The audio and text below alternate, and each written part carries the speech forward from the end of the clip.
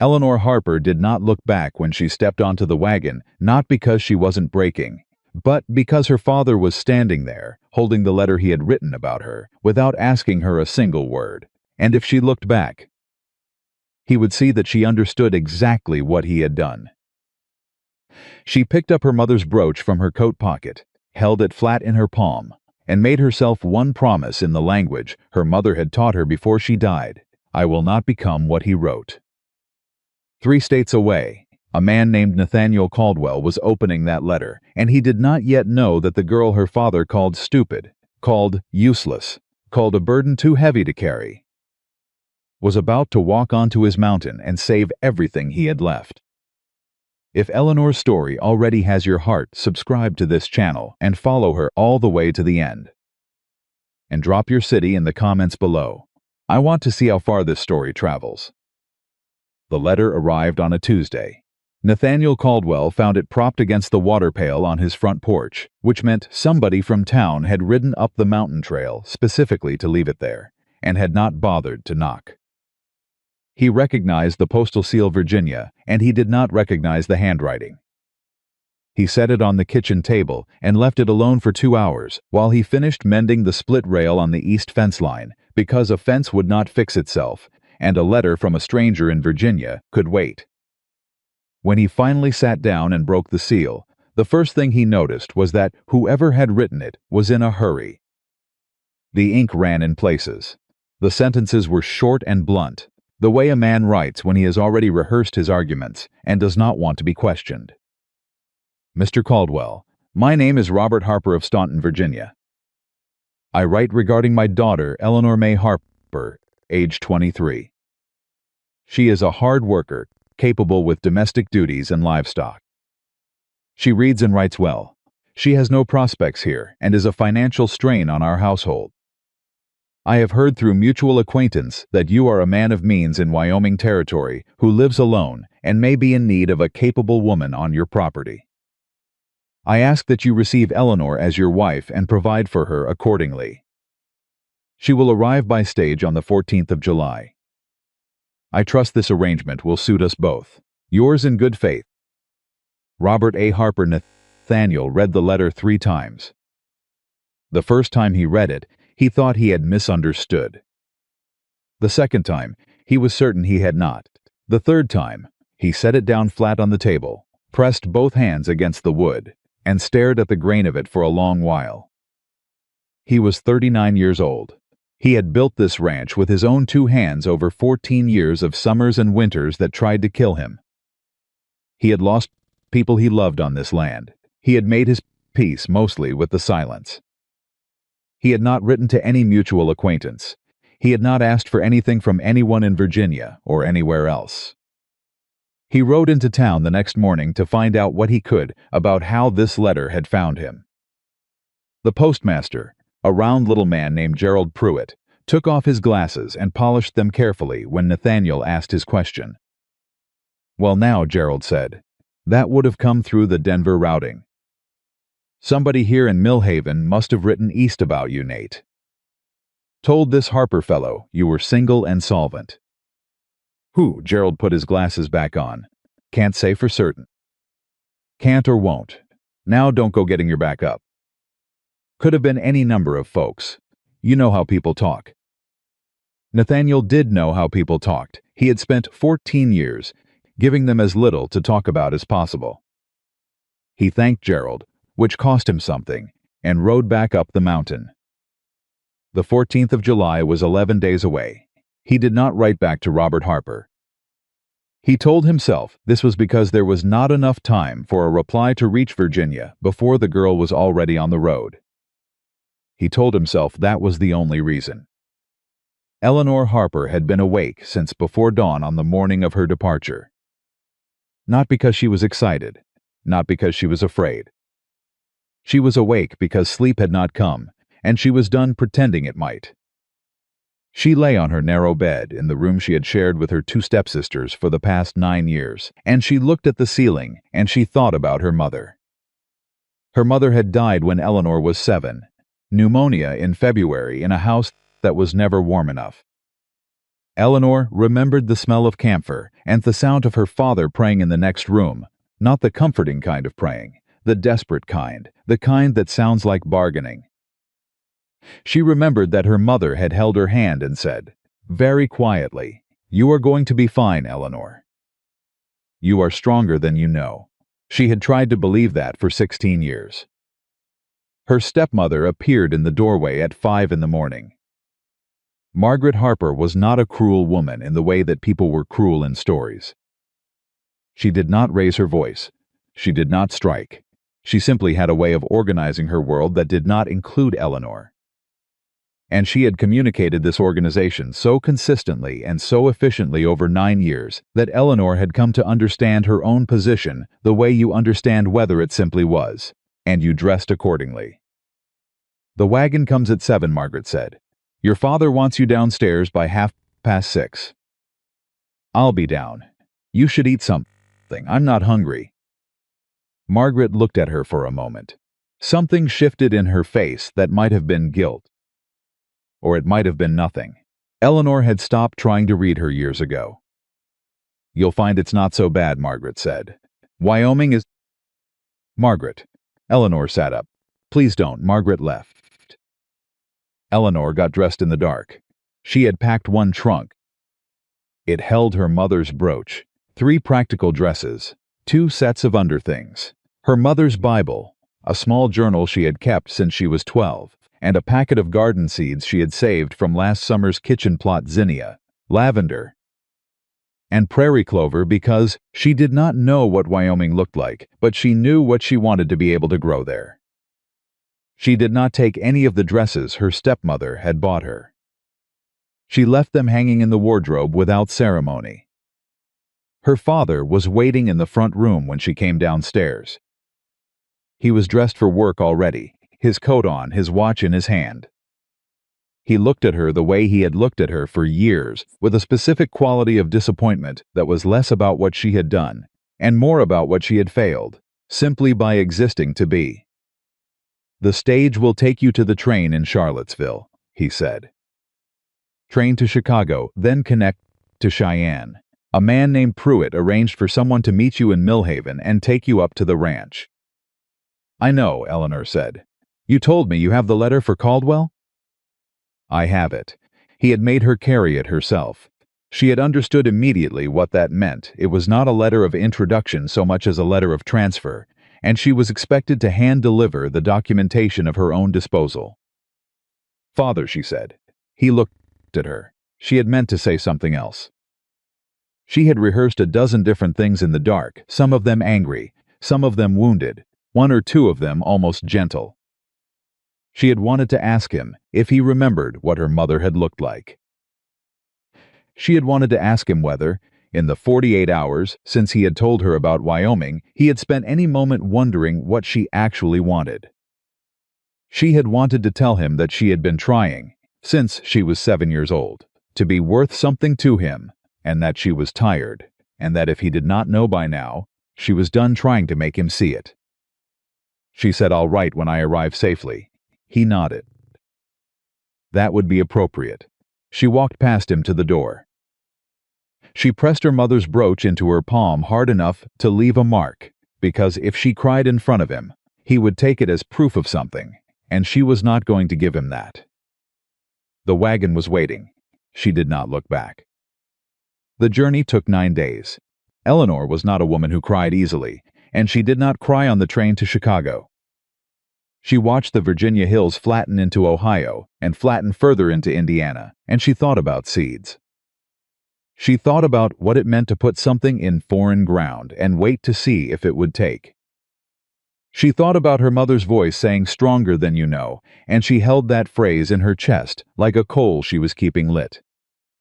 Chicago was loud and gray and smelled of the river. She had a 3-hour layover, and she spent it in the station with her trunk between her feet, eating a hard roll she had brought from home, watching the people move around her.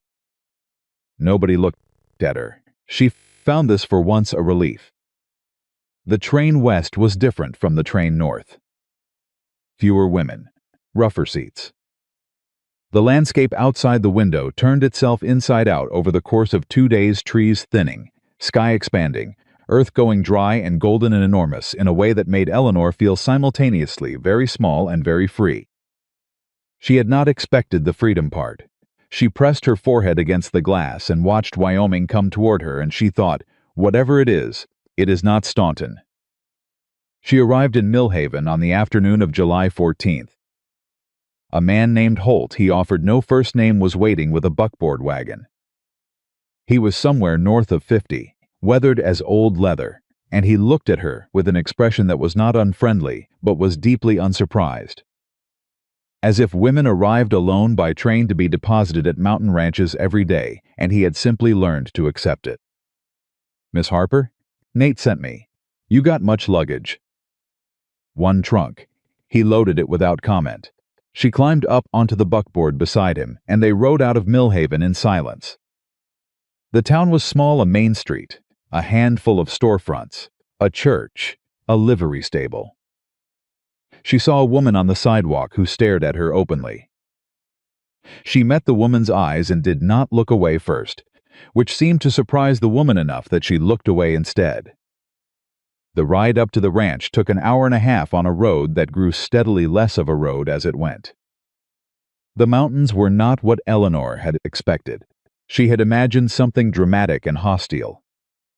What she found was something larger and quieter than hostility, a bigness that had nothing to do with her and made no promises either way. Holt said, near the end of the ride, "He's a good man, Nate is. Fair works hard, don't say much." Eleanor looked at him. "I ain't saying this to comfort you, miss," Holt said. "I'm saying it because it's true, and you might want to know it." "Thank you," Eleanor said. "He didn't know you were coming, I'll tell you that plain. He got that letter same as a surprise, but he didn't send me to turn you around neither." Eleanor absorbed this. "So he's what, waiting to decide?" "Reckon so." Holt clicked his tongue at the horses. "Reckon you both are." Nathaniel was splitting wood when they arrived. He heard the wagon before he saw it, and he put the axe down and stood straight and watched it come up the last stretch of trail. He had spent 11 days trying to decide what he was going to say, and in the end, he had not decided anything, because it seemed to him that he could not decide anything sensible until he had seen who he was dealing with. He had expected. He didn't know exactly what he'd expected. Someone defeated, maybe. Someone who had given up something and showed it. Someone who needed reassuring and who would look at him with the specific expression of a woman who understood that she had no other options. Eleanor Harper stepped down from the buckboard. She was not tall, but she held herself as if she were accustomed to taking up exactly as much space as she needed, and no more.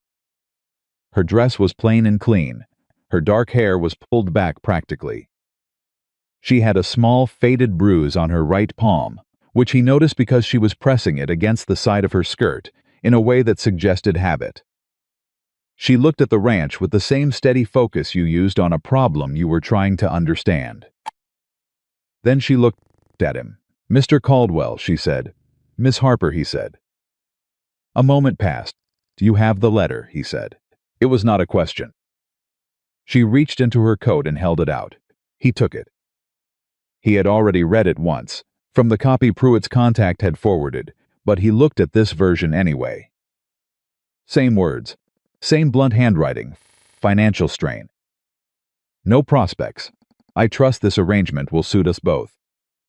He folded it and put it in his breast pocket. "I reckon," he said slowly, "that you and I are in a situation neither one of us asked for." "That's accurate," Eleanor said. "I didn't write to your father." "I know," she said. "He wrote to someone who knew of you. He's resourceful about other people's lives." Something almost moved in Nathaniel's face at that. "I'm not going to pretend I know what the right thing to do here is, Miss Harper. I'm a plain man. I live plain. This ranch is work, and it's hard work, and it's not a comfortable life by some measures." "I didn't come here looking for comfortable," Eleanor said. "What did you come here looking for?" She was quiet for a moment. Not the quietness of someone who didn't have an answer. The quietness of someone making sure they said the answer correctly. The chance to be useful, she said, and to not be... She stopped. Started again. My father's house had a way of making me feel like I was taking up air that belonged to someone else.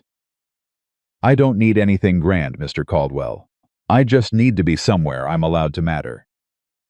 Nathaniel looked at her for a long moment. All right, he said. We'll figure it out as we go. You're welcome to take the room at the back of the house. It's small, but it locks. Holt's wife, Clara, is in town. She'll come up twice a week. He paused. I'm not going to make any promises I don't know how to keep. But I won't send you away. That's enough, Eleanor said. For now, that's enough.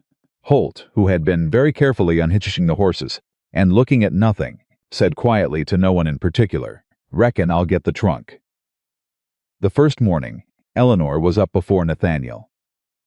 She had not slept well. Unfamiliar sounds, unfamiliar dark, but she was accustomed to being awake early and finding something to do with her hands. She explored the kitchen quietly, taking inventory. Flour, cornmeal, salt pork, dried beans, a half-empty jar of molasses coffee. The coffee pot had been cleaned recently, but not well. The bread pan had a crack in it that had been left untreated. The herbs hanging from the ceiling beam were dusty, and 2 of them had gone past useful. She made coffee. Proper coffee, measured right, heated slow. When Nathaniel came in from the dawn feeding and found her at the stove, he stopped in the doorway. I hope that's all right, Eleanor said without turning around. He came to the table and poured himself a cup. He drank it standing. You know how to make coffee, he said. I know how to make a great many things, she said. I wasn't sure what you had, so I started with what I found. He poured a second cup. The bread pan's cracked, she said. You'll want to replace it before it splits entirely. And the sage up there is past using, but the rosemary's still good. He looked up at the herb bundles. I'm not criticizing, she said. I notice things, I always have.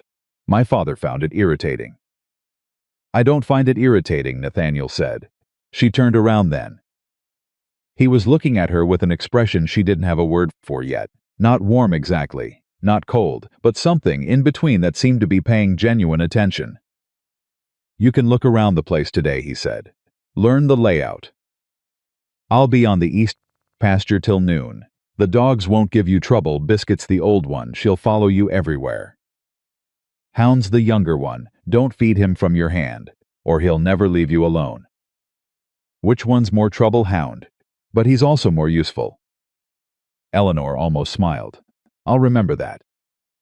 She spent that first day like she spent the first page of any new book carefully, trying to understand the structure before she could say anything useful about it. The ranch was bigger than it looked. The main house, the barn, 2 smaller outbuildings, a root cellar, a spring-fed trough that ran down from the ridge. She walked the fence lines closest to the house and identified 4 places where the wire had been patched rather than replaced and would need proper attention before fall. She found a small kitchen garden behind the back wall that had gone mostly to weeds. Someone had started it and abandoned it, and the soil underneath was good, dark and loose, the kind that hadn't given up. She stood over that garden for a while. Biscuit, the old hound, sat down next to her boot and leaned against her leg. Yeah, Eleanor said quietly, to the dog or to herself or to the garden or to all 3. Me too. She pulled the first weed. Nathaniel came back at noon and found her pulling weeds. He stood at the corner of the house and watched her for a moment. Her sleeves were rolled up. Her hair had come half loose from its pins. She was working with the steady, economical focus of someone who had done this their whole life, not rushing, not performing effort, just working. He thought about the letter, financial strain, like she was an entry in a ledger that hadn't balanced. He thought about what she'd said on the porch, somewhere I'm allowed to matter. He went to get his own work gloves. He came back and crouched down at the far end of the garden without a word and started pulling from his end. Eleanor looked up at him. You don't have to, she started. I know I don't, Nathaniel said. She considered this for a moment, then went back to weeding. They worked in silence for 20 minutes. It was not an uncomfortable silence. It was the silence of two people who were each minding their own separate thoughts and had not yet decided which thoughts were worth sharing. Then Eleanor said, "What was growing here before?" "My wife grew tomatoes," Nathaniel said, "and beans." Some pause. "I didn't know you'd been married," Eleanor said. 8 years ago, Nathaniel said. "She died fever." "I'm sorry, it was a long time ago." Eleanor looked at the soil in her hands. "That's why the garden was left." "Yeah." She said nothing else. She did not offer condolence again, which Nathaniel appreciated. People who repeated condolences generally did it for themselves, not for the person they were consoling. "My mother's gone too," Eleanor said after a while. 16 years. I still think about what she would have grown. Nathaniel pulled a thick-rooted weed free and tossed it aside. What would she have grown? Lavender. She loved lavender. Said it kept the bad dreams away. Eleanor glanced up. "I brought seeds. Lavender, zinnia, prairie clover. I didn't know if they'd take in this soil, but I brought them anyway." Nathaniel looked at the bed they'd been clearing. "Lavender'll do all right up here. Gets enough sun on this side of the house." "Good," Eleanor said simply. They kept working. That evening, 3 of the ranch hands came in for supper: Holt and 2 younger men named Dax and Cord, brothers from Colorado who worked the cattle rotation. Dax was 26 and had the confident looseness of a man who had never been told no by anything he wanted. He looked at Eleanor the way he might look at a new piece of equipment assessing utility, not much more. "So you're the mail order girl," Dax said, sitting down at the table.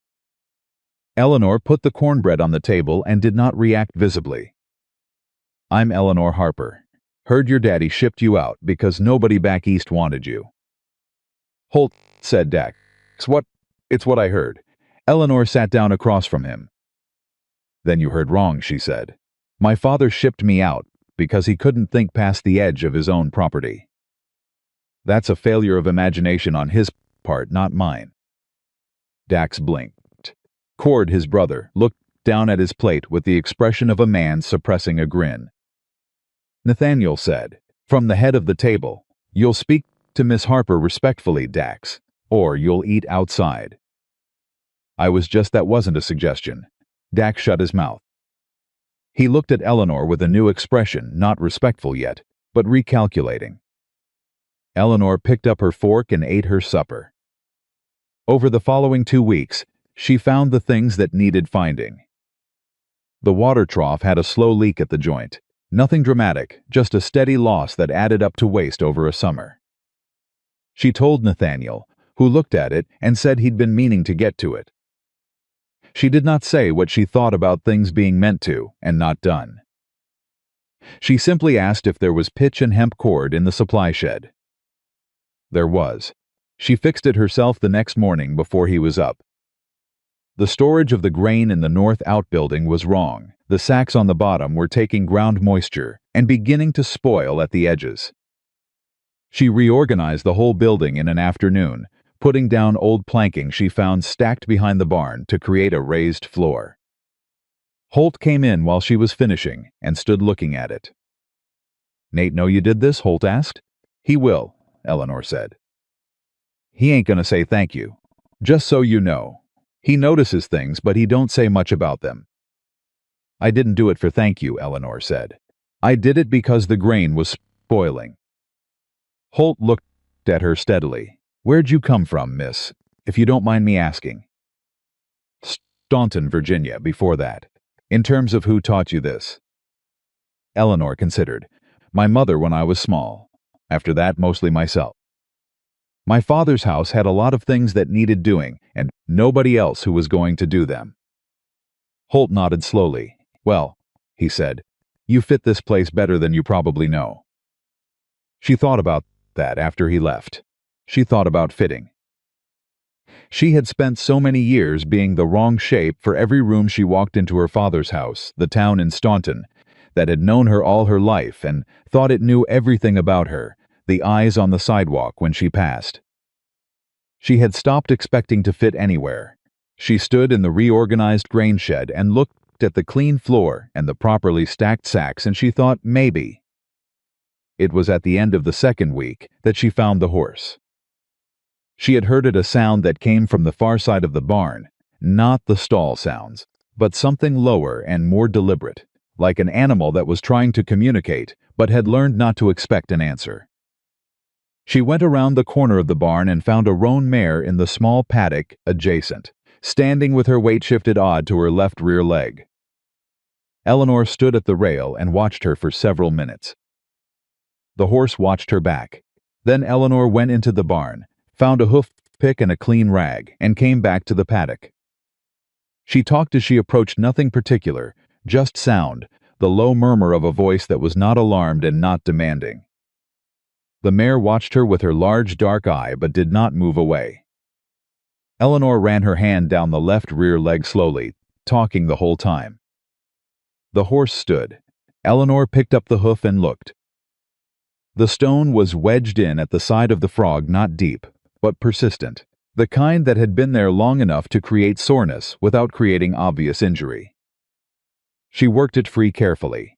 The mare let out a breath. "I know," Eleanor said. "Small things are sometimes the worst things." She lowered the hoof and stepped back and waited. The mare turned her head and pressed her nose against Eleanor's shoulder. "Yeah," Eleanor said. She was still standing there, one hand on the mare's neck, when Nathaniel came around the corner of the barn and stopped. He looked at the horse, then at Eleanor, then at the stone she was still holding in her other hand. "She's been off her stride for a week," Nathaniel said. "I couldn't find the cause. Stone in the left rear frog," Eleanor said. "It's out now. She'll need a few days of soft ground before you work her hard, but she'll be fine." He walked up to the fence. The mare turned her head toward him briefly, then turned back to Eleanor. Nathaniel said quietly, "She doesn't take to people easy." "Most horses know when you're not afraid of them," Eleanor said. He looked at her for a moment that stretched into several seconds. "What's her name?" Eleanor asked. "June," Nathaniel said. "My wife named her." Eleanor looked back at the mare. June's dark eye looked back at her. There was something in that eye that was very old and very patient and had simply been waiting for someone to listen. "Hello, June," Eleanor said softly. On the 17th day, 3 riders came up the trail from town. Nathaniel was out on the east pasture. Eleanor was in the kitchen garden it was taking, the soil responding, the seeds she'd planted, beginning to push up through the dark earth in their first hesitant green. She was crouched over a new row of lavender when she heard the horses and straightened, shading her eyes. She did not recognize the riders. She recognized the type. The man in front was not dressed like a working rancher. His hat was expensive. His horse was expensive. His expression was the expression of a man who had found, over many years, that the world was shaped primarily for his benefit and had never been given convincing evidence otherwise. He looked at Eleanor in the garden and looked past her at the house and looked back at her. "Is Caldwell about?" he said. "Not, ma'am." The question like she was part of the scenery. "He's on the east pasture," Eleanor said. "Who's calling?" "Thomas Whitmore," the man said. "He'll know who I am." Eleanor wiped her hands on her apron. "I'll send Holt to find him." "You're welcome to wait. Don't trouble yourself," Whitmore said, in the voice of a man for whom others troubling themselves was the natural order of things. "We'll ride out and find him ourselves." He turned his horse and the 3 of them rode east. Eleanor stood in the garden and watched them go. Biscuit had come up beside her and stood very still, which was not like Biscuit. "Yeah," Eleanor said quietly. "Me too. She went to find Holt." She did not hear what was said out on the east pasture. She heard Nathaniel's voice when the riders came back past the house an hour later, clipped, controlled, the voice of a man keeping something carefully below the surface, and she heard Whitmore's voice, easy and certain and slightly too loud. "Think on it, Caldwell. It's a fair price. better than you'll get from the bank. Then hooves, fading down the trail. Nathaniel came in at supper time and sat at the table without talking. Holt and the boys were eating, and nobody spoke much, and after supper they filed out and Nathaniel stayed at the table with his coffee. Eleanor cleared the dishes and didn't ask. Finally he said, "Thomas Whitmore wants to buy this ranch." "I know who he is," Eleanor said. "I asked in town when Holt took me for supplies. He owns 3 other ranches south of here. He's been buying up the whole valley." Nathaniel looked up at her. "You asked about him," he said. "I ask about things," Eleanor said. "It's a habit.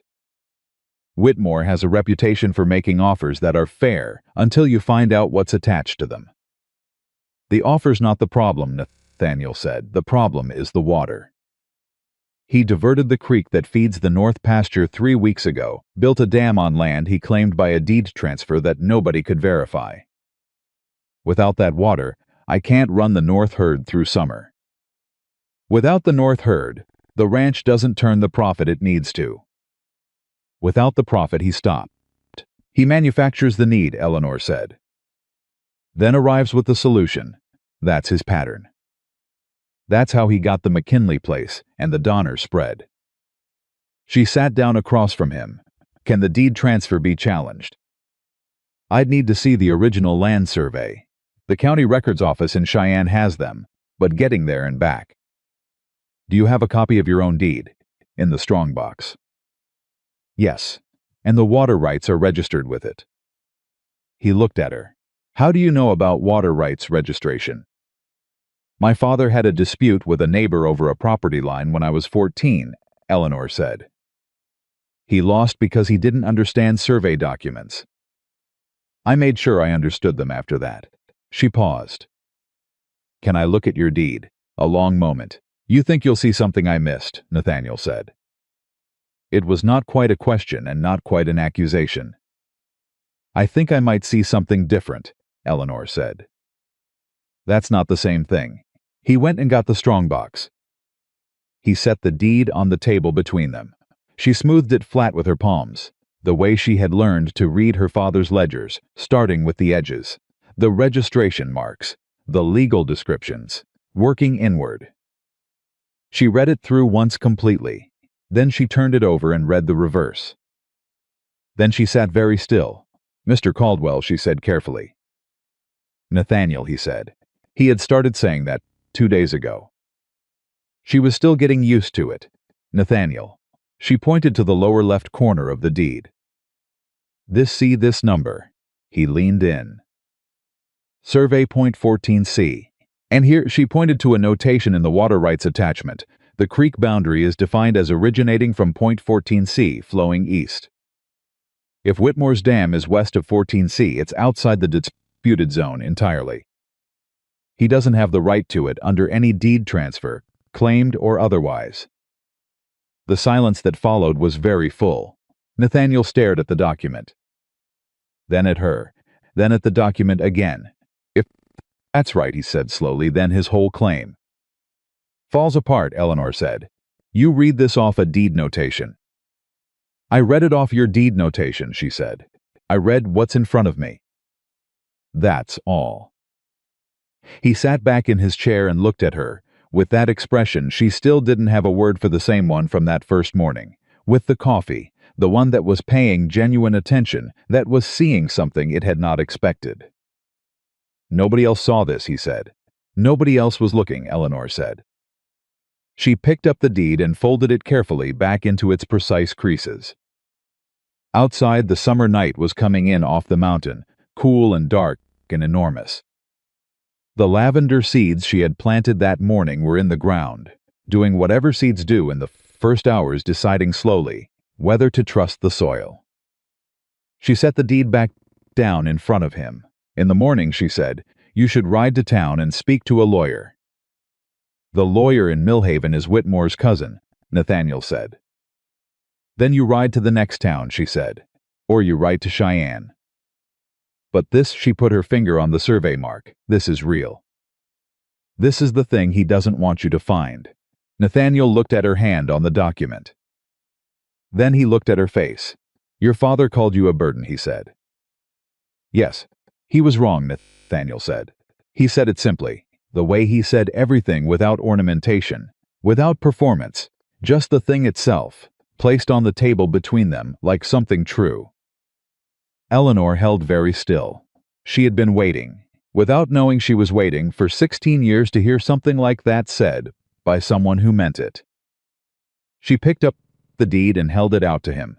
Don't lose this, she said. He took it.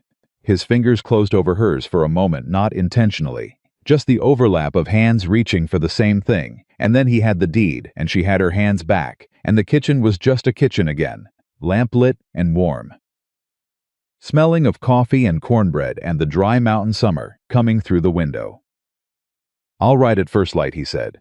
Good, Eleanor said. She got up and started washing the supper dishes. Behind her, she heard the strongbox close, the lock catch, the sound of the chair pushing back. She heard him stand. Eleanor. She turned. He was looking at her, with, she found the word for it, finally. Respect. That's what it was. The expression of a man who had seen something worth seeing and was not going to pretend otherwise. Thank you, he said. She nodded and webbed. She finished the dishes in the quiet kitchen, listening to the mountain settle into dark, and outside, somewhere in the garden, the seeds were deciding very slowly, very privately to take root. Nathaniel rode out before the sun was fully up, and Eleanor heard him go, the soft thud of hooves on dry ground, the creak of saddle leather, then nothing but the mountain morning settling back into its own silence. She made coffee, she fed the dogs. She went out to check on June. The mare was standing easier today, her weight distributed right, no favoring of the left rear. Eleanor ran her hand down the leg anyway, just to be sure, and June turned her head and breathed warm against Eleanor's hair. Better, Eleanor told her. You're doing better. She wished she could say the same about the knot sitting in her own chest. She had not slept well. Not because of fear exactly, she had made her peace with fear a long time ago, but because of something harder to name.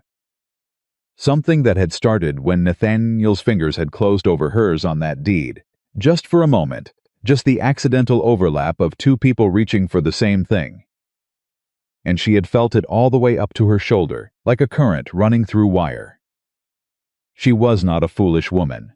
She understood the difference between gratitude and something more. She understood that a man who said you were right was not the same as a man who saw her. She had been told she was right before, in her father's house, when it was useful, and then forgotten the moment the usefulness passed. But Nathaniel had not said you were right. He had said your father was wrong. Those were different sentences. She turned them over in her mind the way you turn a coin, same metal, different faces. She told herself to be careful. She went and pulled weeds until her hands stopped shaking. Dax found her there mid-morning, which was unusual because Dax generally made a point of being wherever Eleanor wasn't. He stood at the garden edge with his hat in his hands, which was also unusual. Miss Harper, he said. She sat back on her heels and looked at him. He was not a bad man, she had decided. He was a young man who had not yet been taught the difference between confidence and cruelty, and those lessons generally arrived in one of two ways, through time or through consequence. He hadn't had enough of either yet. Mr. Dax, she said. Cord tells me you fixed the grain shed. The grain was taking moisture from the floor. He turned his hat in his hands, something working behind his eyes. The grain's been in that shed for 2 seasons. Never occurred to me. It hadn't gone bad yet, Eleanor said. Things look fine until they don't. You have to look before the problem announces itself. He was quiet for a moment. You know a lot about running things. For a woman, self, Eleanor said. For somebody who just got here, he finished, and she decided to give him credit for the correction. My father's house had no one else to look after it, she said. You learn or things fall apart. I learned. Dax nodded slowly. He put his hat back on, settling the brim. Cord wants to know if that cornbread was your recipe or something you found in the kitchen. Mine, Eleanor said. He'd like it again sometime. Tell him I'll make it when he asks me himself, Eleanor said. Something very close to a smile crossed Dax's face. He touched his hat brim and walked back toward the barn. Eleanor looked after him and thought, there it is. That's how it happens, not with big dramatic gestures.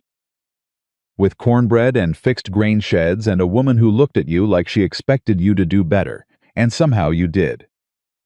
She went back to her weeding. The knot in her chest had eased a little. She was still thinking about the deed. She was thinking about the survey mark at point 14C, and about Whitmore's dam, and about the way Nathaniel had looked at her when she'd found it, that look she'd finally named respect, and she was thinking that the survey mark was one thing, a solid thing, a legal thing. But legal things required legal processes, and legal processes took time. And in the meantime, Whitmore still had his dam in place and the north pasture was still going dry. She had been in this house for 17 days. She had no standing here. Not legally, not socially. She was a woman whose father had mailed her to a stranger, and whatever Nathaniel's private regard for her was beginning to look like, it was private, and the town of Millhaven did not know it, and would not have cared if it did. She understood this. She was not naive about what she was in the eyes of the world she had landed in. She had been the inconvenient girl in Staunton. She was the mail-order girl in Millhaven. She was the stranger with the Chinese face in a Wyoming territory that had not yet decided what it thought about people who did not look precisely like the majority of it. She had felt it on the street her first day, the particular quality of attention that was not curiosity but calculation, people measuring what she was and deciding how much space to give her. She had met it without expression and kept walking, because that was what you did with that kind of attention. You did not give it the satisfaction of your reaction. But she was aware of it. She was always aware of it. And she knew that when Nathaniel rode into Millhaven today to talk to anyone about water rights and survey marks, the first question in the room would not be about the deed. It would be about the woman on the mountain who had found something in it. And that question would be shaped by every assumption Millhaven had already made about who she was. She was still thinking about all of this when Holt came into the yard moving faster than his usual deliberate pace, which was enough on its own to bring her to her feet. "What happened?" she said. "Town," Holt said. "Pruitt just rode up. Says there's trouble. Whitmore got to the county recorder before Nate could get there. Somebody filed a document this morning claiming the water rights were transferred by Caldwell himself 6 months ago." He stopped. "Signed deed transfer. Caldwell's signature." Eleanor went very still. "Nathaniel didn't sign anything. I know that. You know that. But there's a document in the county records now that says he did." The thing that moved through Eleanor in that moment was not panic. She had learned very young that panic was a luxury, it cost time and clarity, and she could not afford either. What moved through her was cold and sharp and focused, like the moment before you make a cut you've been planning. "Where's Nathaniel now?" she said. "At the recorder's office. Pruitt says it ain't going well." She was already untying her apron. "Holt," she said, "which horse can I take?" He looked at her for half a second. "Then bay gelding in the second stall. He's the smoothest ride." She was saddling the bay before she had finished thinking through what she was going to do when she got to town. She was reasoning in pieces, the way she'd reasoned through the deed edges first, then inward. The filed document was the edge. A forged signature was the inward problem. To challenge a forged signature, you needed either proof of forgery or a counter-document that superseded it. She did not have proof of forgery, but she was thinking about what she did have. She rode down the mountain faster than she had ridden anything in years.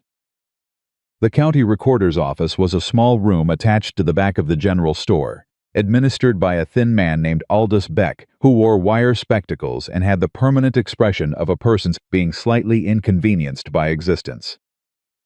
When Eleanor pushed through the door, She found Nathaniel standing at the counter, with the kind of controlled stillness that meant he was holding something back by conscious effort, and across from him was Beck. And in a chair to the side was a man she didn't recognize, well-dressed young, carrying papers, and in the doorway at the other end of the room was Thomas Whitmore. Whitmore saw her first. He looked at her the way he'd looked at her in the garden past her, initially, looking for someone more relevant. Then he looked at her again, recalibrating. Nathaniel turned at the sound of the door. He saw her, and something moved across his face that might have been relief and might have been alarm. "Eleanor, I heard," she said. She walked to the counter. She looked at Beck. "May I see the filed document, please?" Beck looked at Whitmore. Whitmore looked at Eleanor with the particular curiosity of a man encountering something unexpected in a situation he thought he had fully controlled. And Whitmore said, "Eleanor Harper," she said. "I live on the Caldwell Ranch. Miss Harper has no standing in this matter," the young man in the chair, a lawyer, clearly said smoothly. "Mr. Caldwell's private household isn't relevant to." "I'd like to see the document," Eleanor said again to Beck. She did not raise her voice.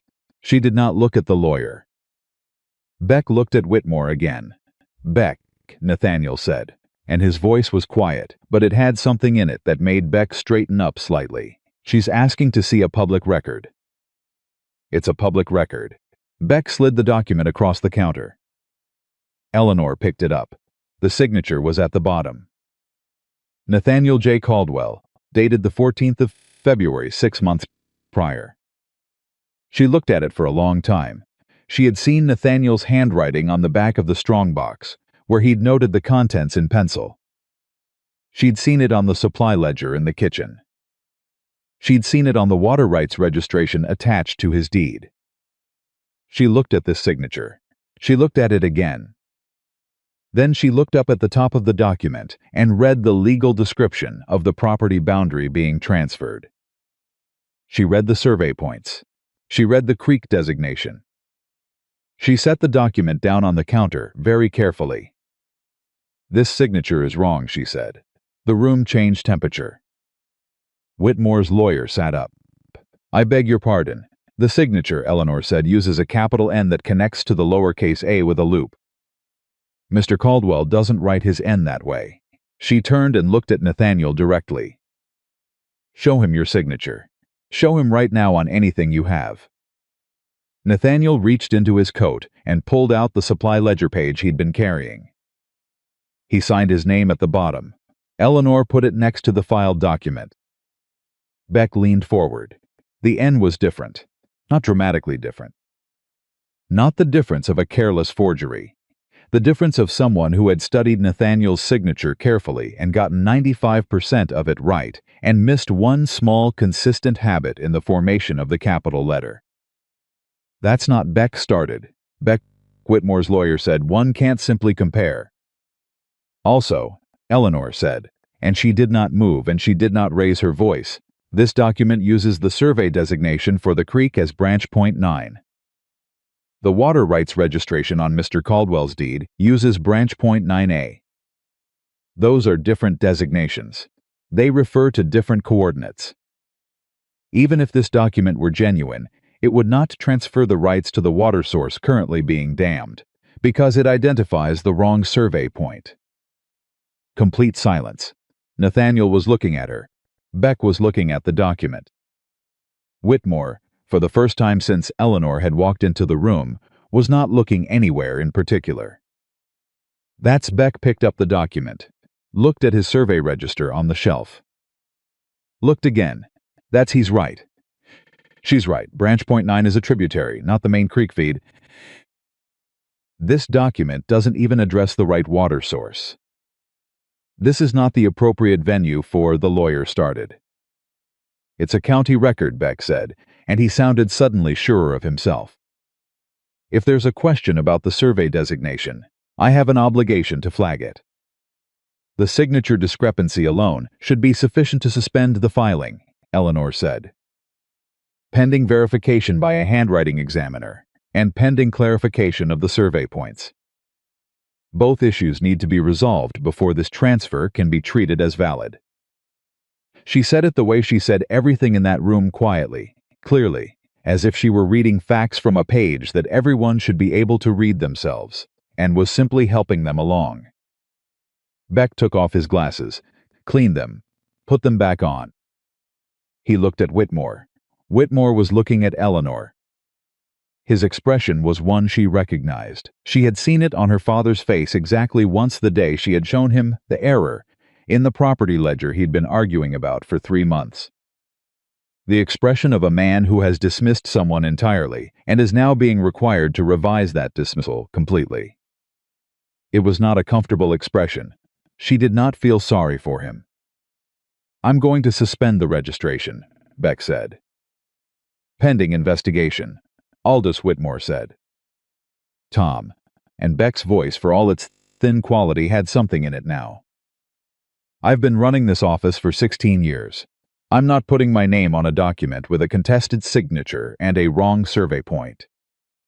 It'll be suspended pending investigation. That's the last I'll say on it today." Whitmore stood. He picked up his hat. He looked at Nathaniel. "This isn't finished, Caldwell," he said. "No," Nathaniel said. "But it's finished for today." Whitmore walked out. His lawyer followed, gathering papers with the quick efficiency of someone who would rather be somewhere else. The door closed. Beck sat down heavily. "Lord Almighty," he said to no one in particular. Nathaniel turned to Eleanor. She had put the supply ledger page back in his hand and was standing with her hands folded in front of her, looking at the counter, at the suspended document, at the thing they had just done. Her heart was going fast. She would not let it show. "Eleanor," Nathaniel said. She looked up. He was 6 feet from her, and he was looking at her with something she did not have a word for, yet the respect was there. But there was something else behind it now, something less composed. Something that looked a little like a man standing at the edge of a drop he hadn't known was there. "That's twice," he said quietly. "Twice? Twice you've found the thing nobody else was looking for." She did not know what to say to that. She held it in her chest and didn't say anything. "Thank you," he said. Same words as last night. Different weight. "It wasn't finished yet," she said. "The suspension just delays him. He'll come back with a better forgery, or a better lawyer, or both." "I know. You need to write to the Territorial Commissioner's office in Cheyenne. Document everything: the original deed, the water rights registration, the branch point discrepancy, the signature issue. Put it all in writing and get it on record before he finds a way to move faster than the process." "That's a several-week process at best," Nathaniel said. "I know. In the meantime, Whitmore's dam is still in place. Your north pasture is still going dry." She looked at him. "Is there another water source you can run the herd to, temporarily?" "There's a seasonal creek on the south ridge. It'll do for a few weeks. It's a harder drive. Can Dax and Cord manage it?" "They've done harder." "Then move the herd," she said. "Don't wait for the legal process to solve the immediate problem. Solve them separately." He looked at her for a long moment. Beck was very carefully organizing papers behind his counter and paying no attention whatsoever to anything. "You plan like a general," Nathaniel said. "I plan like a woman who's had to think 3 steps ahead her whole life," Eleanor said. "It's not strategy, it's survival." Something shifted in his face again. That look, the one she was learning to read and didn't entirely know what to do with. "Come on," he said. "I'll buy you a meal before we ride back." "Clara's is open." "I know I don't," he said. It was exactly what she'd said to him in the garden, the day they'd weeded together, and he said it the same way, not sharp, just certain. "I know. I'm choosing to." She picked up her gloves from the counter. They walked out into the afternoon. The street was not empty. People moved along the boardwalks, going about their business, and some of them looked, and Eleanor felt the looking the way she always felt it, a particular pressure, not painful, just present. She walked evenly and did not adjust her posture. Nathaniel walked beside her. He didn't move away from her. He didn't angle himself forward or backward to put distance between them, the way some men did when they were with someone who drew looks the instinct to quietly signal separation. He walked beside her, at the same pace, and he did not look at the people looking at them, because as far as she could read him, he genuinely did not care about the people looking at them. It was such a simple thing. She had not realized how rarely she had experienced it. Clara's eating house was warm and smelled of roasted chicken and coffee. Clara herself was a broad-shouldered woman about 50, who had Holt's same quality of being unsurprised by things, which Eleanor was beginning to understand was a Wyoming characteristic. Clara looked at Eleanor when they came in and said, "You're the Harper girl." Eleanor said, "Holt says you reorganized the grain shed." The grain was taking moisture. Clara said it the way Nathaniel had said it on the first morning, with the coffee sound that meant I have registered this information and found it significant. She showed them to a table by the window. They ordered. Clara brought coffee without being asked. For a while neither of them said anything, which was comfortable in the specific way that silences become comfortable when two people have been through something together and don't need to explain it to each other. Then Nathaniel said, "I have to ask you something." She looked up. "Did you know when you read the document in Beck's office that the signature was wrong? Right away, I mean. Or did you have to think about it?" Eleanor considered the question seriously. "I knew something was off within 10 seconds. It took me another 15 to place exactly what it was." She paused. "I look at handwriting the way some people look at faces. I remember the particular shapes of it. Your handwriting is consistent. Very consistent. The way you do things." He looked at his coffee. "You've been paying attention." "I pay attention to everything," she said. "It's not personal." "Seems personal," he said. She was quiet for a moment.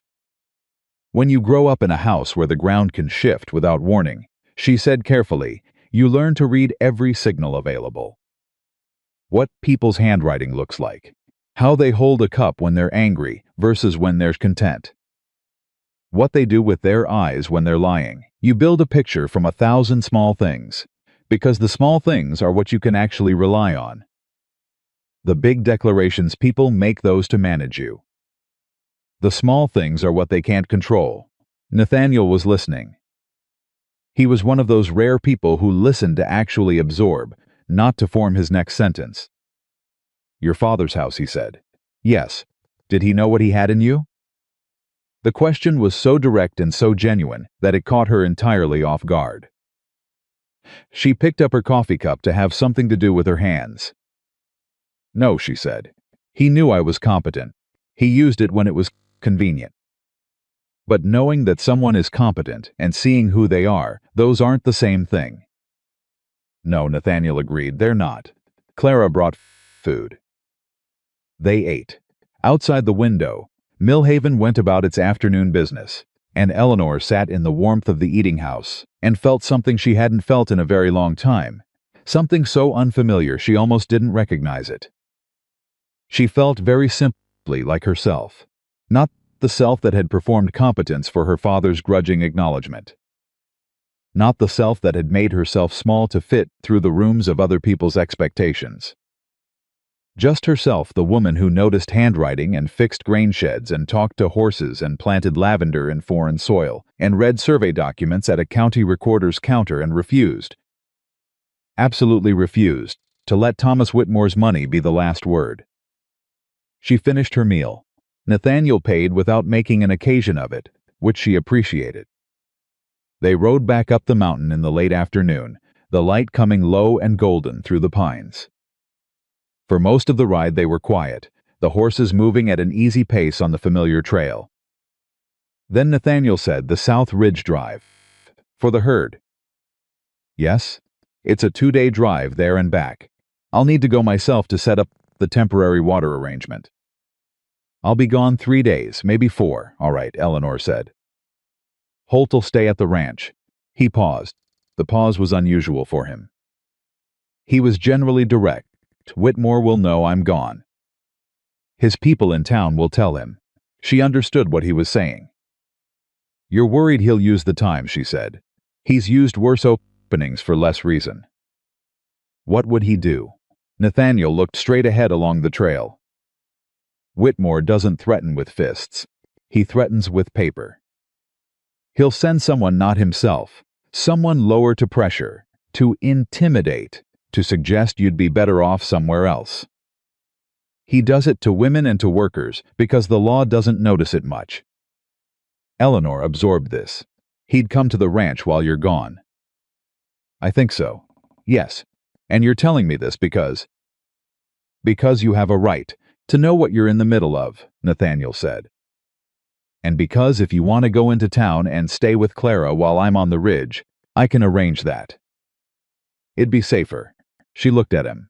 He met her eyes, steady and straightforward, and she saw that he genuinely meant it as an option, not as a suggestion she leave. He was giving her information and letting her decide. He was treating her like someone capable of making her own choice. I'll stay at the ranch, she said. Eleanor, I'll stay at the ranch, she said again, and there was nothing defiant in it. Just a fact. Whitmore's people don't frighten me. I've been dealing with men who think their power is louder than my sense my entire life. If they come, I'll handle it. She paused, and Holt will be there. Nathaniel looked at her for a moment more. Then he nodded once. He did not argue. He did not suggest again that she reconsider. He took her at her word. That was the second simple thing that day that she had not expected. She tucked it away and kept writing. That night Cord asked her for the cornbread recipe, and she wrote it out for him in her neat, consistent handwriting, and he thanked her with the shy sincerity of a young man who had been raised well but not recently enough. Dax, sitting across the table, watched this exchange with the expression of a man updating a calculation. After the hands had gone, she sat at the kitchen table with her journal and wrote for an hour, which she had done every night since arriving, recording the days, the work, the details, the small shifts in the atmosphere of the place. She wrote about the recorder's office. She wrote about the forged signature. She wrote about Branch Point 9A. She wrote about walking down the street and Nathaniel walking beside her and not moving away. She stopped before she wrote the thing she was actually thinking, which was that she was beginning to be afraid not of Whitmore, not of his lawyers or his paper threats, but of herself. Of what happened when someone started to see you. Of what you started to want when you'd spent so long wanting nothing, because wanting nothing was the only way to survive not getting it. She closed the journal. She went to bed. She was almost asleep when she heard Nathaniel in the kitchen, the soft sound of him at the table, the quiet scratch of his pen. He was writing the letter to Cheyenne. She lay in the dark and listened to the sound of it and felt the knot in her chest pull tighter and looser all at once, like something being worked free. In the morning, he rode out for the South Ridge at dawn. He paused at the edge of the yard. Eleanor, he said. She was on the porch. She looked up. He held her gaze for a moment. Something moved in his face, something he didn't finish. He touched the brim of his hat. He rode. She watched him go until the trail took him out of sight. Then she went inside and got to work. The day was fine, and the garden was growing, and June nickered from the paddock when Eleanor came out to the barn, and Biscuit followed her everywhere, like a small gray shadow. And Holt was mending harness in the barn doorway and humming something tuneless. She had fixed the water trough. She had reorganized the grain. She had found the stone in June's hoof and the error in the deed and the forgery in the recorder's office. She had moved through this place, making it better piece by piece, the way she'd moved through every place she'd ever been, except this time nobody was telling her to stop. Nobody was telling her that she was too much, too observant, too competent, too present. She stood in the kitchen garden, with her hands in the soil, and the lavender was coming up small and green and improbable, all the way up a Wyoming mountain, and she thought, "This is mine. Whatever happens, this moment is mine." She pressed her hands into the earth and let herself feel it. And 3 days later, Exactly as Nathaniel had predicted, a rider came up the mountain trail in the midday heat alone and pulled up in the yard with a folded paper in his hand and a particular kind of expression that Eleanor had seen before, the expression of a man who had been sent to deliver a message to someone he'd been told wouldn't fight back. He looked at her on the porch, and he looked at the empty yard, and she could see him note the absence of Nathaniel's horse. "I'm looking for Nathaniel Caldwell," he said. "He's not here," Eleanor said. "I'll leave this for him then." He held up the paper. "What is it?" "Legal notice. From Mr. Whitmore's office." Eleanor came down the porch steps. She held out her hand. The man looked at it. "I said I'd leave it for Caldwell," he said. "And I'm telling you I'll take it," Eleanor said. "I manage things on this ranch when Mr. Caldwell is away. You can note that in your report to Mr. Whitmore." He handed it over. She unfolded it there in the yard, in the sun, with the rider watching, and she read it. It was a notice of intent to pursue legal action to recover damages for the suspension of the water rights filing, citing bad faith interference by parties unknown. It was carefully written, not threatening exactly, but designed to feel threatening. Designed to make a person feel surrounded by legal machinery they couldn't fight. She refolded it. "Tell Mr. Whitmore," she said, "that this notice has been received, documented, and will be forwarded to Mr. Caldwell's legal representative in Cheyenne." She looked at the rider steadily. "And tell him that whoever he employed to forge Mr. Caldwell's signature should practice more. The N was wrong." The rider stared at her. She went back up the porch steps. "Good day," she said. She went inside. She stood in the kitchen with the legal notice in her hand, and her heart hammering in her chest and her face completely composed, because the face you showed the world was not always the face you had. And she had learned that distinction very young and had never unlearned it. Then she sat down, opened her journal, and wrote down every word she could remember, from the notice date, case number, every legal term, because paper was power and memory was paper. And she was not going to walk into the next room of this fight blind. Outside, the rider's hooves receded down the mountain trail. The afternoon stretched out, hot and enormous. In the garden, the lavender kept growing. Nathaniel came back on the fourth day, not the third. Eleanor heard the horse before she saw him, that particular sound on the upper trail that she had already learned to distinguish from Holt's horse, from Dax's, from the random riders who came up occasionally with deliveries or news from town. She was at the kitchen table with her journal open, and Whitmore's legal notice flattened beside it, and she had been drafting, in her careful handwriting, a point-by-point response to every claim in the document, citing the survey designations, the signature discrepancy, and the county recorder's own suspension order. She closed the journal when she heard him, but she did not get up. She waited. He came through the door looking like 4 days on a ridge in July heat, dusty, tired around the eyes in a way that went past physical exhaustion, carrying something in his posture that she had learned to read as the specific weight of a man who has spent days with his own thoughts and arrived at conclusions he is not entirely ready to speak. He saw the legal notice on the table. He stopped when, he said. "Third day," Eleanor said. "Alone. I took the notice and sent him back." Nathaniel picked it up and read it standing. She watched him read the slight tightening around his eyes when he reached the damages language, the stillness that meant he was processing something he did not like. "You sent him back," Nathaniel said. "I told him it would be forwarded to your legal representative in Cheyenne. I also told him the forger's N was wrong." She paused. "I may have said that last part for myself more than for any strategic purpose." Nathaniel set the notice down. He looked at her for a moment with that expression, the one she still carried with her in quiet moments, the one that meant "I see you," and meant it. And then he pulled out the chair across from her and sat down heavily. "The herd is on the South Ridge," he said. "Water's good enough for 6 weeks. Cord and Dax are up there managing the rotation." "Good." "I wrote to Cheyenne from the ridge, sent it with a rider heading east." He rubbed a hand over his jaw. And I talked to a man named Alderton while I was coming through the lower valley.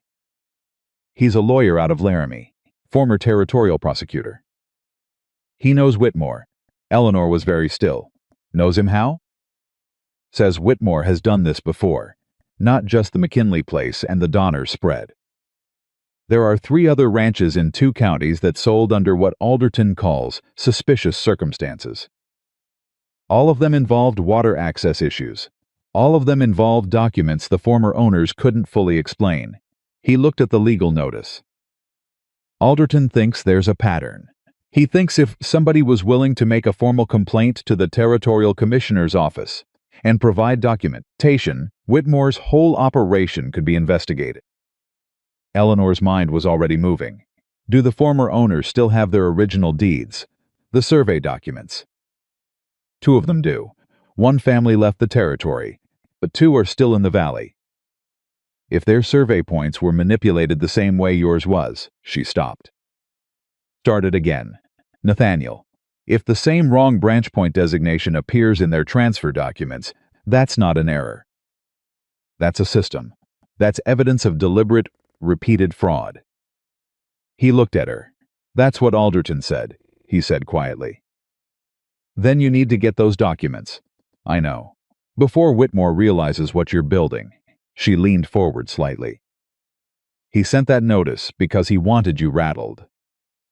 He wanted you focused on defending yourself, not on going after him. He's done this before, and it's always worked because the people he targets are alone and they're managing an immediate crisis, and they don't have time to look at the bigger picture. But you were looking at the bigger picture, Nathaniel said. I had 4 days with nothing else urgent to look at, she said. He didn't account for that. Something moved in Nathaniel's expression. Slow like ice shifting in a spring thaw. He didn't account for you at all. No, she said. He didn't. The morning after Nathaniel came back, Eleanor rode into Millhaven with Holt. She had not planned to do more than post a letter to the county recorder's office in Cheyenne, a formal written record of her account of the forgery dispute, the kind of document that turned a verbal objection into an official paper trail. But when they tied up outside the general store and Holt went in for supplies, she stood on the boardwalk for a moment and felt the town looking at her the way it always looked at her. And she decided to walk directly into that looking, rather than around it.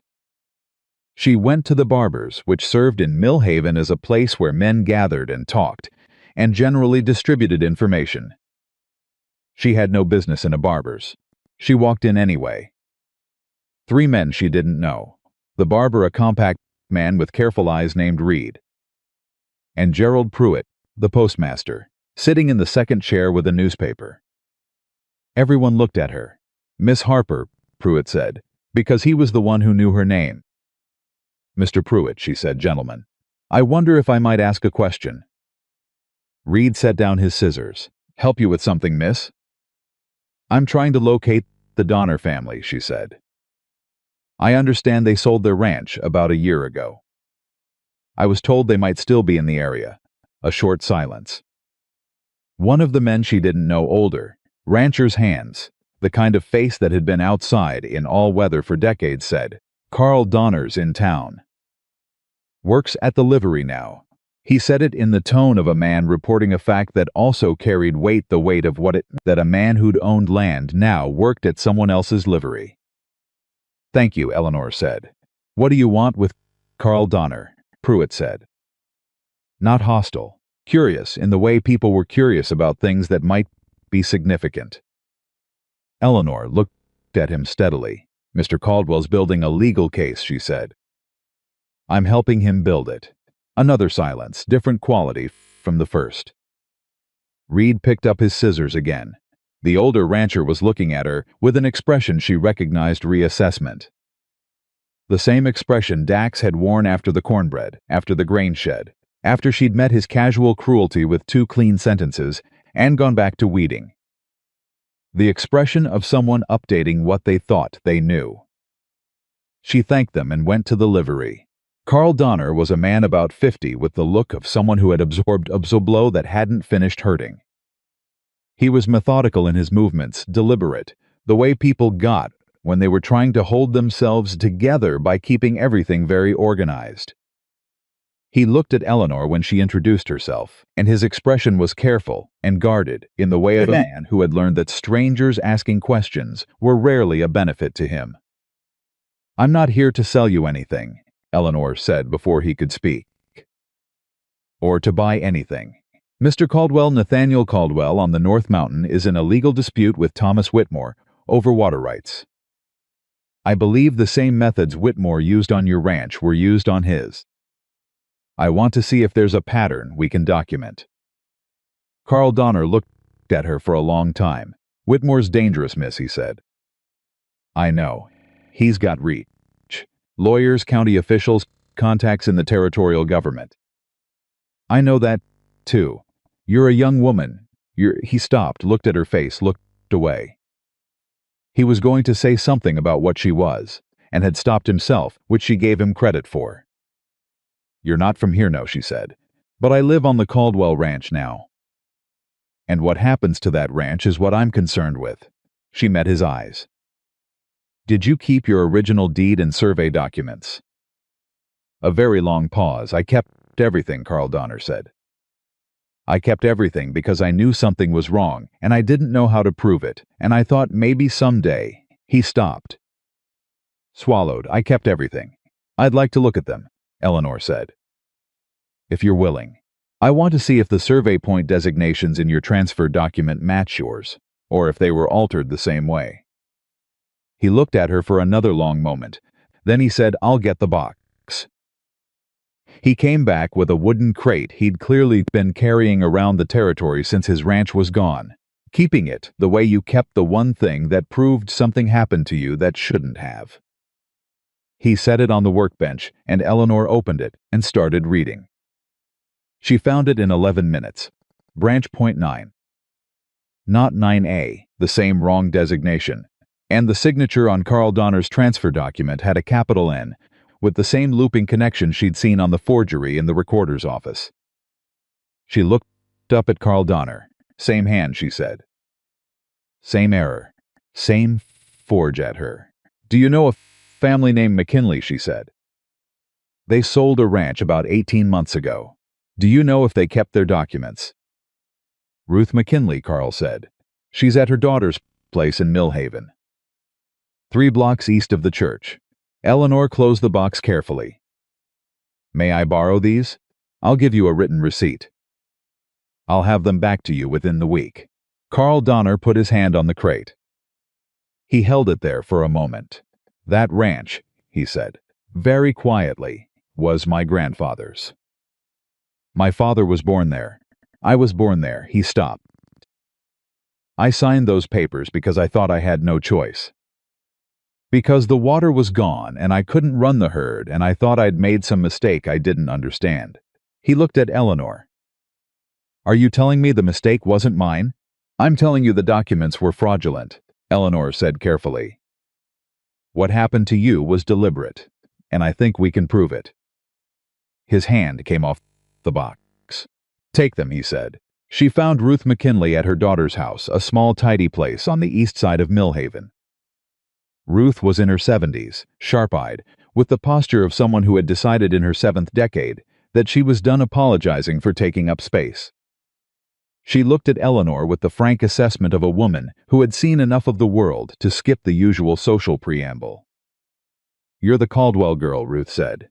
"Eleanor Harper," Eleanor said. "I'm staying at the Caldwell Ranch. Heard about you." Ruth held the door. "Come in, then." Over tea that Ruth poured without asking if Eleanor wanted any, which Eleanor appreciated enormously, she explained what she'd found in Carl Donner's documents.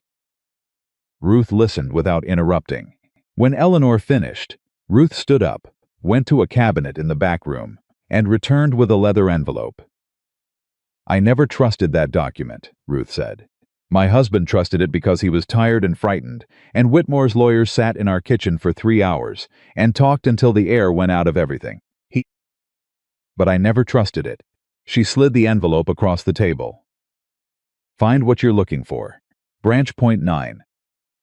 the same looping N, and in Ruth McKinley's document, something additional, a witness signature on the deed transfer from a notary, whose stamp Eleanor did not recognize, with a registration number she could not place. "Mrs. McKinley," Eleanor said slowly, "this notary stamp." "Is this from Millhaven?" Ruth squinted at it. "Theodore Marsh.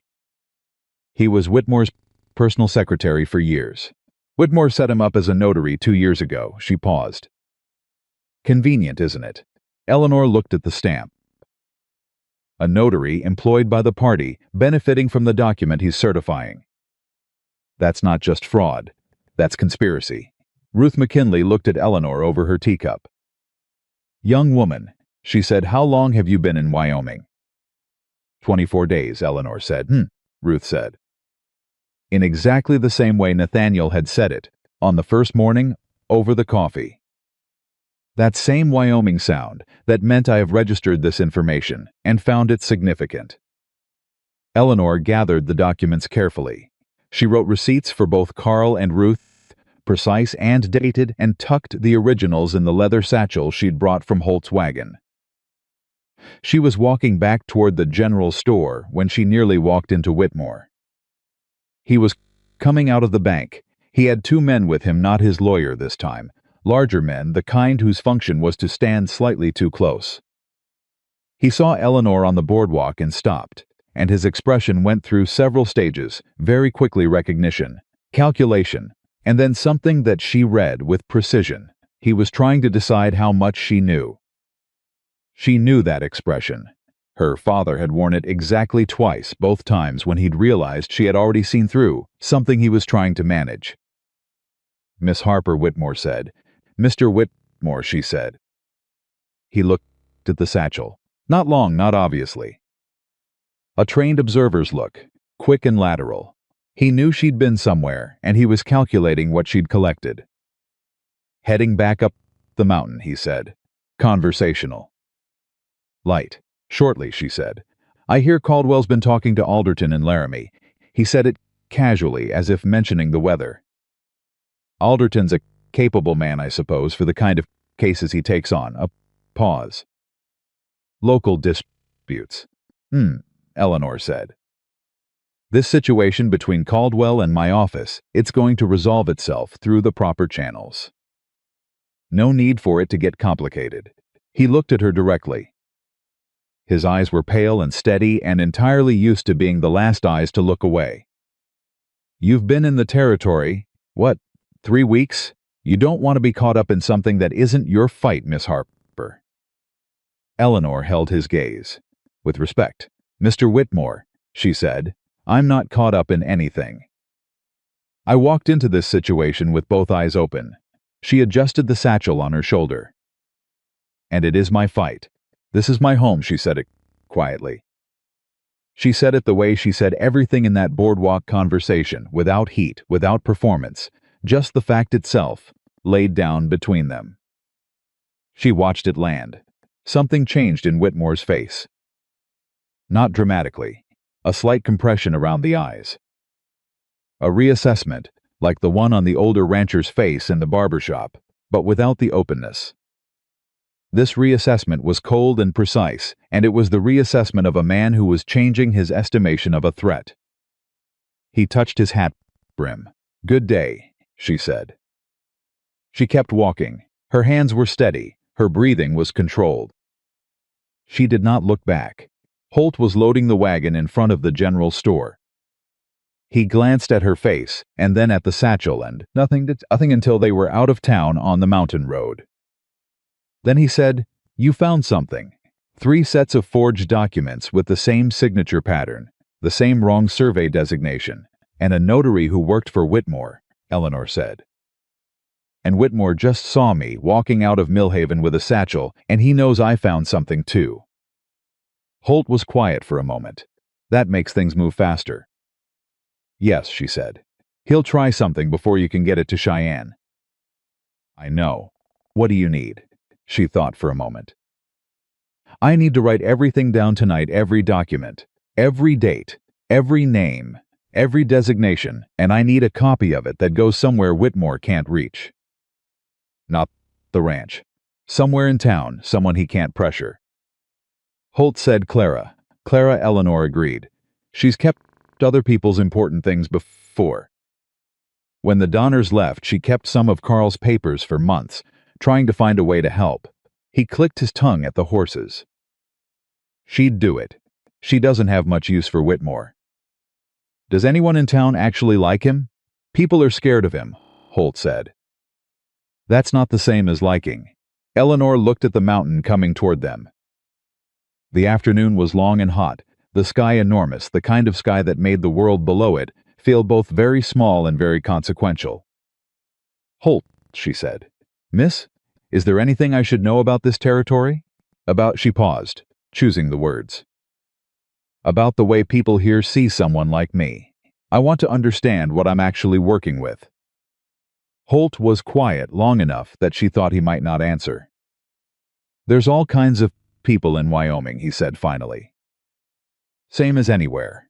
Mostly they're watching to see what you do. You prove yourself useful, really useful. Not just pleasant useful, they'll come around. A few won't. You can't fix the few, he looked straight ahead. What I can tell you is that in Millhaven right now, people are talking. About the grain shed. About the recorder's office. About you on that boardwalk with Whitmore just now, because 2 people saw that from the mercantile window, and by supper it'll be all over town. He paused. The ones who were going to dismiss you already have. The ones who were waiting to see, they've seen enough to keep watching. And Nathaniel? She said. What do people think about the situation between us? They think it's unusual, Holt said plainly. But Nate's well regarded. What he does, people allow for. He's earned that. He glanced at her sideways. And you're earning your own. She nodded. She held that for the rest of the ride up the mountain. Nathaniel was in the barn when they arrived.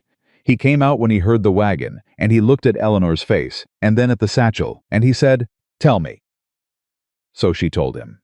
All of it, Carl Donner, Ruth McKinley, the matching survey points, the looping N, Theodore Marsh's notary stamp, and Whitmore on the boardwalk, with his Tulach men and his careful eyes calculating what she carried. When she finished, Nathaniel sat down on the porch step. He was quiet for a full minute. Then he said 3 ranches. Donner, McKinley, and mine. All the same method. All documented. Documented and in our possession, Eleanor said. Alderton needs to see this. Tonight. I was thinking the same. Can you get a rider to Laramie? Dax's cousin lives halfway. He can carry it to the relay. He stood. Write it up. All of it. I'll get the rider. She went inside and she wrote for 2 hours straight. Everything organized, dated, cross-referenced, with copies in her own handwriting for Clara and originals for Alderton. She wrote the way she'd always written when it mattered, clear, precise, no unnecessary words, every claim supported by the document it came from. Nathaniel came in once while she was working, set a cup of coffee on the table without saying anything, and went back out. She drank it without looking up from the page. When she was finished, she had 4 documents, the summary of evidence, the copy for Clara, the originals for Alderton, and a 4th copy she sealed and addressed to the Territorial Commissioner's office in Cheyenne directly. She brought them to Nathaniel. He looked at them. 4 copies, he said. Whitmore can't be in 4 places, she said. He looked at her with that expression again. The one she'd named Respect and then found was something larger than that word contained. No, he said, he can't. The rider left at dusk, heading for Laramie with the originals. Eleanor rode into town with Holt and gave Clara the sealed copy, and Clara took it and put it in the locked drawer behind the kitchen without ceremony and said, You want supper before you go back up? No thank you, Eleanor said. But thank you truly. Clara looked at her, steadily. You know, she said. Holt first told me about you, that you were coming. I thought, poor girl, doesn't know what she's getting into. Eleanor waited. I was wrong about the poor girl part, Clara said. I wasn't wrong about the rest. Eleanor looked at her. This is going to get harder before it gets easier, Clara said. Whitmore doesn't let things go. He's lost the first round and he knows it, and men like him, they adjust and they come back. Usually harder. I know, Eleanor said. Are you ready for harder? Eleanor picked up her gloves. She thought about 16 years of her father's house. She thought about 3 states on a train, with a letter in her pocket that described her as a financial strain. She thought about a forged signature and a wrong survey point, and a man on a boardwalk who had looked at her satchel and started calculating. Mr. Whitmore has spent years making people feel like they have no options, she said. He's very good at it. He manufactures the isolation, first cuts off the water, removes the income, makes you feel like walls are closing in, and then he arrives with the solution, and you take it because you've been made to believe there's nothing else. She looked at Clara. He made a mistake with this ranch, she said. He picked a ranch with someone on it who's been living inside manufactured isolation her entire life and knows exactly what it looks like. She paused. I'm not afraid of him. I'm angry. That's different. Clara looked at her for a long moment. Then she nodded once. Go home, she said. Get some sleep. You'll need it. Eleanor rode back up the mountain in the early dark. The stars were enormous out here, nothing between you and them. No city light. No smoke. Just the sky opening up above the mountain in a way that made distance feel like a kind of gift. She had noticed this before, but she noticed it differently tonight. It felt less like vastness and more like room. Nathaniel was on the porch when she arrived. He had been waiting, she understood. Not anxiously, he was not an anxious man, but deliberately, in the way he did everything. Clara has the copy, he said, locked in her kitchen. Good. He paused. Aldous Beck sent word while you were gone. He wants to speak to you. She stopped. Beck? The recorder? Tomorrow morning. He didn't say why. Nathaniel looked at her. He addressed the message to you, not to me. She absorbed this. Beck, who had suspended the filing, and said, I've been running this office for 16 years. Beck, who had watched Whitmore walk out of his office and had known, she thought, what that cost him. I'll go in the morning, she said. Nathaniel nodded. He moved off the step to let her past. Then he said, Eleanor. She turned. He was looking at her with something she had not seen in his face before. Not the respect, not the calculation of a man assessing a situation. Something else. Something that was quieter and more uncertain and more honest than anything she had yet seen from him. That writer you sent for tonight, he said. Alderton, the commissioner. Clara, you built a structure around this. You thought of all of it. We had the material, she said. It just needed organizing. You could have organized it for yourself, Nathaniel said. Found a way to use it for yourself. Built a different arrangement entirely. She looked at him for a moment. Steady. What are you saying? I'm saying you chose to use it for this ranch. For a situation that isn't legally, formally yours yet. He stopped. Try it again. You didn't have to. No, she said. I didn't. She let that sit for a moment. Nathaniel, she said. The first thing I do when I walk into a place is figure out what it needs. It's not calculation, it's just how I work. This ranch needed what I could do, and I could do it, so I did. She met his eyes. But that's not the only reason.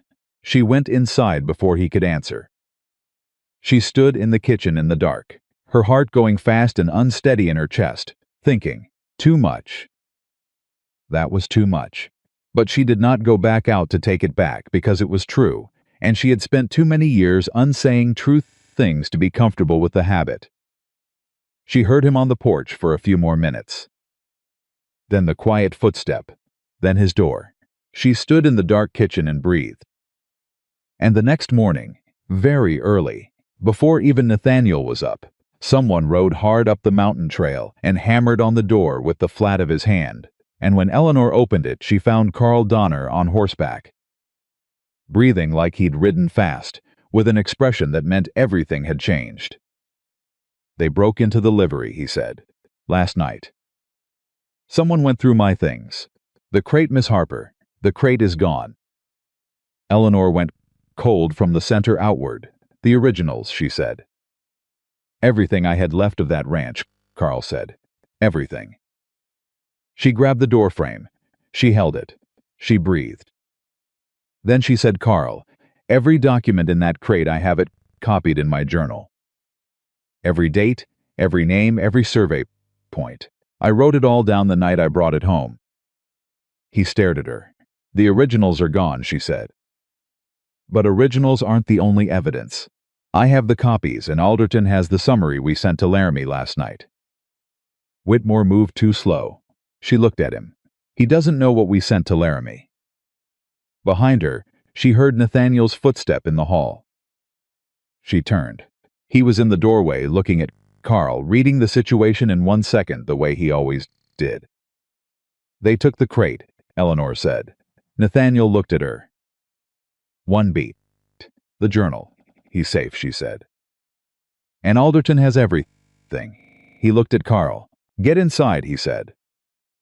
Both of you. Carl came off the horse. They went inside.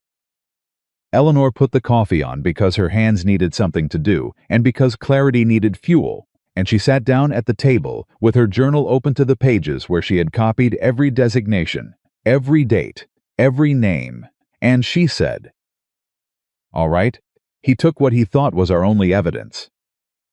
That means he doesn't know about the package to Laramie. Which means we have something he doesn't know we have. Which means she looked up at Nathaniel. We need to move before he finds out. Nathaniel looked at her across the table. Carl Donner looked between them. And Nathaniel said very quietly, What do you need? She had been waiting, without knowing it, to hear someone ask her that question for a very long time. She opened the journal. Here's what we do, she said. She talked for 40 minutes without stopping. Nathaniel sat across from her with his coffee going cold, and Carl Donner beside him with the expression of a man watching something he had stopped believing was possible. Eleanor had the journal open flat on the table, and she was working from it the way she worked from everything methodically, quickly, no wasted motion, each piece connected to the next. The plan was not complicated. That was its strength. Whitmore had taken the originals because he believed the originals were the case. He did not know about Alderton. He did not know about the package that had ridden out at dusk the night before. He did not know that Eleanor had copied every document by hand into a journal that had sat on her bedside table under her mother's Bible for the past 3 days. He had moved fast, and he had moved in the wrong direction. And that gap, the distance between what he thought he had destroyed and what actually existed, was the only window they needed. Alderton gets the package today or tomorrow, Eleanor said. As soon as he reads it, he'll understand what he's looking at. But we can't wait for him to act on his own timeline. We need someone to go to Laramie in person and be there when he opens it. Someone who can answer his questions on the spot and push the process forward before Whitmore figures out the package exists. That's a 2-day ride, Nathaniel said. I know. I should go, he said. No, Eleanor said. You need to stay visible here. If you disappear to Laramie, Whitmore will know something's moving, and he'll move faster. He needs to think he won the round last night. She looked at Carl. Carl straightened. You lost the most, Eleanor said. You have standing that Nathaniel and I don't have yet. You're a direct victim with a documented transaction. If you're sitting in Alderton's office when he reads that summary, it changes the weight of the conversation. He's not just reading about an abstraction. He's looking at the man who lost his grandfather's land. Carl was quiet for a moment. His jaw worked. I ain't spoken to a lawyer in a formal setting since the day I signed those papers, he said. I know, Eleanor said. I'll write you a briefing document tonight. Everything you need to say in order, with the relevant dates. You won't walk in unprepared. Carl Donner looked at her. He looked at the open journal. He looked at Nathaniel. She always liked this, he said to Nathaniel. Every day, Nathaniel said. Carl picked up his coffee cup. All right, he said. I'll ride to Laramie. Nathaniel sent a second rider to Clara with a message brief, coded in the specific shorthand of a man who had learned to be careful, telling her to hold the copy she had and tell no one. Clara would understand. Clara always understood. By mid-morning, the ranch was moving on 2 tracks, Carl riding south toward Laramie with Eleanor's briefing document in his coat, and Eleanor at the kitchen table, writing a formal complaint to the Territorial Commissioner's office that named Whitmore, named Theodore Marsh, named the survey designation pattern, and cited the dates and parties of 3 fraudulent transactions. She wrote it as a legal document, or as close to one as she could manage without Alderton's formal review, because the goal was not to win a case from a kitchen table. The goal was to put enough on paper, in enough different hands, in enough different places, that Whitmore could not make all of it disappear.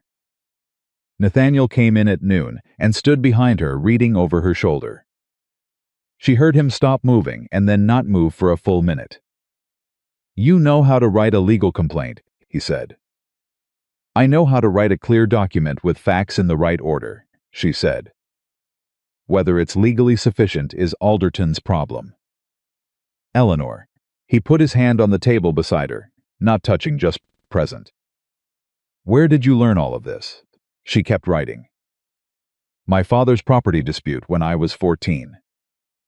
The lawyer he hired explained everything in front of me because he didn't think I was paying attention." She dipped the pen. "People underestimate how much you can learn when they've decided you don't matter." Nathaniel said nothing for a moment. "Their loss," he said quietly. She kept writing. Her hand was steady, her chest was not. By early afternoon, she had the complaint finished, copied twice, and sealed. 1 copy went with the noon rider to the Territorial Commissioner's office directly. 1 copy stayed in the journal. Then she went and found Holt. Holt was in the barn, and he listened to what she needed with his usual quality of absolute stillness, and when she was done, he said, "You want me to talk to the McKinley girl. Ruth's daughter. She lives in town. I want to know if Ruth told anyone else about the notary stamp before she told me." Whitmore's people were thorough enough to go through Carl's livery storage. They may have talked to Ruth, too. "I'll ride in this afternoon," Holt said. "Don't make it look like an errand for me," Eleanor said.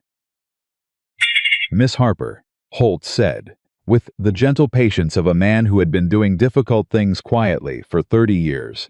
"I've been making things not look like what they are my entire working life. You go on back to your journal." She went back to her journal. The afternoon was long, and the heat was the particular aggressive heat of July in Wyoming that pressed down on everything and made the air feel thick. Eleanor worked through it. She cataloged every interaction she'd had with Whitmore's people, dates, words used, the specific phrasing of the legal notice, the writer's expression when she'd took that document from him in the yard. She wrote it all as if she were writing testimony, because she was beginning to think she might have to. She was on the 3rd page of this when she heard the horse. Not from the trail. From the road below the ranch, the lower road that came up through the south pasture, not the main trail, which meant whoever it was had either come from the south ridge or had deliberately avoided the main approach. She put the pen down. She went to the door. The rider was younger than Dax, maybe 20, with the look of someone who'd ridden hard and was trying not to show how nervous he was. He pulled up in the yard and looked around, and then looked at Eleanor on the porch. "I'm looking for Nathaniel Caldwell," he said. "He's on the property," Eleanor said. "Who are you?" The young man looked around again. "My name's James Pruitt." "Gerald Pruitt's son." I looked at his hands. "I have something I need to tell Mr. Caldwell. Something I should have said before." Eleanor was down the porch steps before she had decided to move. "Come inside," she said. She found Nathaniel at the fence line on the east pasture, and she walked out to him and said simply, "You need to come to the house. Gerald Pruitt's son is there, and he says he has something he should have said before." Nathaniel looked at her for 1 second. Then he dropped the wire he was holding and walked with her back to the house without asking anything else, because he had learned she could see him having learned it. over these weeks that when she moved with that specific quality of focus, the question could wait. James Pruitt was sitting at the kitchen table with a cup of water Eleanor had given him. And he was 20 years old, and he was frightened in the way of a young man who has been carrying something he shouldn't have carried, and has finally decided the weight is more than he can manage. Nathaniel sat across from him. Eleanor sat to the side. "Tell it," Nathaniel said. "Just direct." James Pruitt told it. 6 months ago, his father Gerald had received a payment from Thomas Whitmore, not a large payment, not a corrupt man's payment, the payment of a man who had been put in a position and had not known what else to do. The payment was for information about single ranchers in the area.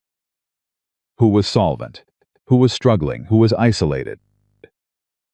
His father had given Whitmore Nathaniel's name. He had given him 3 other names as well. James had known about the payment because he'd been in the back room when it was made and had heard the conversation. He'd said nothing for 6 months because his father had told him it was just business information, nothing illegal. And because he was 20 years old and not yet practiced in recognizing the exact weight of the line between something that feels wrong and something that is wrong. But he'd heard about the livery break-in that morning.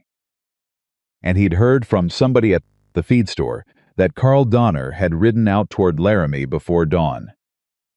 And he had done the mathematics of it, and the mathematics had finally gotten too loud to ignore. "My father didn't know what Whitmore was going to do with the information," James said. "He was looking at the table. I believe that. He's not a bad man. Whitmore told him it was for a business venture and paid him well, and my father's been managing that office on a county salary for 16 years, and he stopped." "That doesn't make it right." "I know that." Nathaniel was very still. Eleanor was watching James Pruitt's face, and she believed him. Not because he was convincing frightened young men trying to protect their fathers were not always convincing, but because of the specific way he was not looking at either of them. He was looking at the table with the expression of someone in the middle of paying a debt they had owed for a while. "James," Eleanor said. He looked up. "Is your father willing to say this formally? To Alderton? Or to the commissioner's office?" James's face went through several things quickly. "I don't know." He doesn't know I'm here. You need to tell him you came," Eleanor said. "Tonight. And you need to tell him what this is becoming, because Whitmore is not going to stop at forged documents in a stolen crate. When this gets to the commissioner's level, and everyone connected to it will be examined. Your father is better positioned if he comes forward than if he's found." James swallowed. "He'll be angry." "Probably," Eleanor said. "But anger passes. A commissioner's inquiry doesn't." A long silence. Then Nathaniel said, "Your father is a decent man who made a mistake in a hard position. That happens. What matters now is what he does next." He looked at James steadily. "You came up here because you knew the difference. That matters too." James Pruitt picked up his hat from the table. He held it in his hands and looked at it. "If he's willing," Nathaniel said, "have him come up here." "Not to town." "Here, yes, sir," James said. He left. The kitchen was very quiet. Eleanor picked up her pen and wrote Gerald Pruitt's name in the journal under a new heading. She wrote the payment, the date James believed it had occurred, the category of information provided. Nathaniel watched her write. "You're building a record of everything," he said. "I'm building a record of everything," she confirmed. "In case something happens to one of the documents." "In case something happens to any of us," she said. "The record exists independent of the people who made it." "That's the point." "Eleanor," he said. She looked up. He was looking at her with the thing she still didn't have a complete word for, the thing that had been growing in pieces since the first morning with the coffee. That she had been very careful not to look at directly, because looking at it directly felt like the kind of risk that could undo her. "I need to say something to you," he said. "All right," she said carefully. "When that letter came from your father," he said, "I was going to send you back. I had it decided. I was going to be civil about it, Find you a place in town, write to Virginia, and tell your father the arrangement wasn't something I'd agreed to, and wasn't something I'd honor." He paused. "I didn't. I don't entirely know why I didn't at the time. I told myself it was because there wasn't enough time before you arrived, or because it would have been unkind." "Was that the reason?" Eleanor said. "No," he said. "The real reason was that I read the letter, and something in it, the way it was written, the way it described you, made me angry. Not at you. At him. The letter described a person in terms of cost. What you ate, what you took up, what you failed to produce. And I thought—" He stopped. "Tried again. I thought no man who could write a letter like that about his own child deserves to have it obeyed." Eleanor held very still. "So I didn't send you back," Nathaniel said. "And every day since then, I've been learning." He stopped again. He was not a man who talked around edges. He was a man who said the direct thing, and he was having difficulty with this one, which meant something. "I've been learning that the reason I was angry about the letter was that I recognized something in it. A person being made into a liability when they were actually a—" He stopped. "When they were actually the most remarkable person I'd encountered in 14 years on this mountain." The word remarkable sat on the table between them. Eleanor looked at her journal. She looked at her hands. She had been told she was competent. She had been told she was correct. She had been told she was useful and thorough, and occasionally that she was too much and occasionally that she was not enough. And she had managed every version of being described because she had learned to hold herself apart from descriptions, to let them land and not go deep. But Nathaniel had not described her. He had seen her. "You should know," she said, very quietly, "that I am not good at being seen. I am good at being useful. I know the difference." She looked up at him. "I have been trying very hard not to let you mean more to me than—" She stopped. "Than is safe," he repeated. "I have no formal standing here," she said. "I have no legal position. If you, I have no way of knowing whether this is real or whether I'm what's available and convenient. And She stopped, pressed her lips together, started again. "I have been wrong about people before. Not often, because I am careful.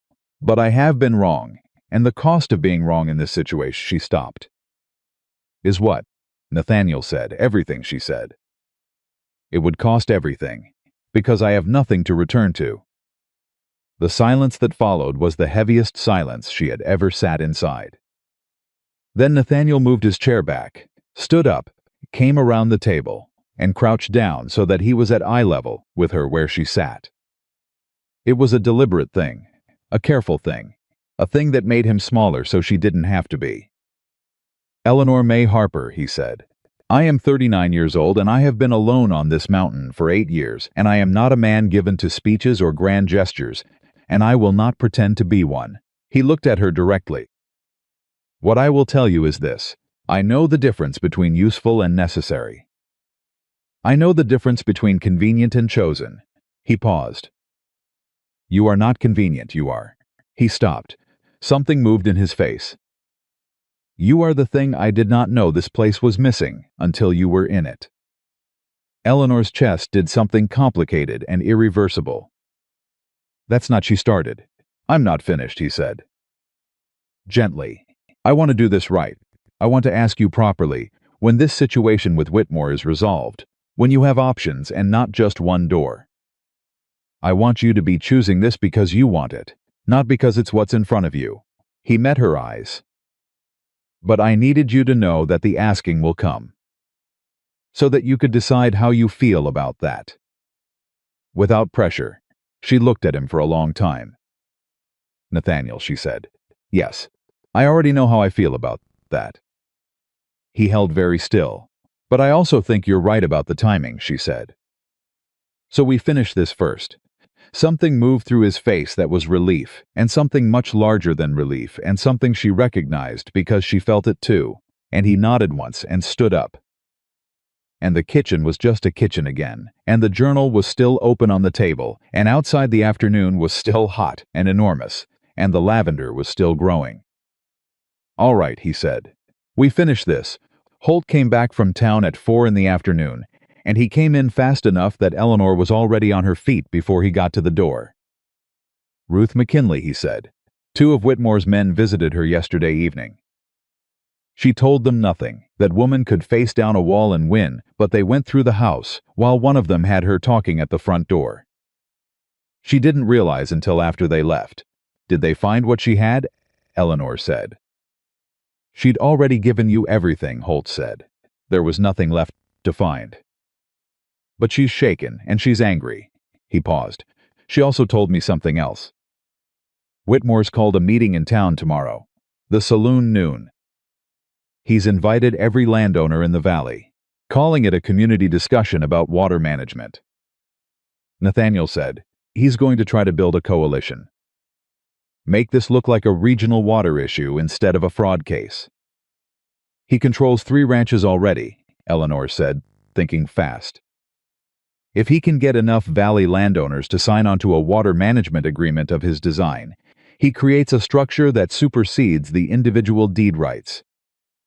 He buries the fraud inside a collective arrangement. Nathaniel looked at her. Can he do that legally? Possibly. If enough landowners sign, it creates a competing legal framework. It would take a commissioner's order to unwind it, and that takes time. She picked up her pen. We need to be at that meeting. Whitmore won't want us there, Nathaniel said. I know. That's exactly why we have to go. Holt said he might not let you in. It's a saloon, not a private residence, Eleanor said. He can ask us to leave, but he has to ask in front of everyone. And if he asks us to leave, everyone there will know he doesn't want us in the room, which will tell them something. She looked at Nathaniel. We go, we bring nothing threatening. No documents, no confrontation. We listen. We see who's in that room and who looks uncertain, because the uncertain ones are not Whitmore's yet, and they're the ones we need to talk to before noon tomorrow. Nathaniel picked up his hat from the hook. I'll ride to the Ferris place tonight, he said. Bob Ferris has ranched this valley for 30 years. If he's not already in Whitmore's pocket, he's worth talking to. I'll write you a briefing, Eleanor started. I know the case, Nathaniel said. He looked at her with a brief expression that was almost a smile, the closest she'd seen him come to one. I've been paying attention. She felt it all the way to her fingertips. He wrote out. Eleanor wrote anyway. She wrote talking points for Nathaniel with the Ferris family, and talking points for the meeting tomorrow, and a separate note to Aldous Beck asking him, without the word asking, to be present at the saloon tomorrow and to bring his suspension order. She sent that one with Holt on his ride back into town. She did not sleep much. She lay in the dark and ran through every piece of the case the way you ran through a route. You were going to travel each landmark, each turn, each place where you might get lost.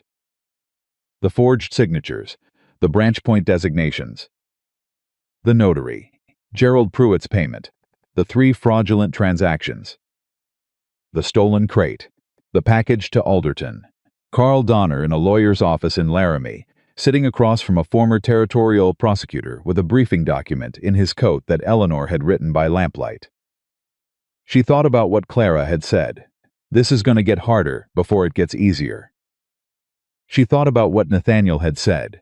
You are the thing I did not know this place was missing.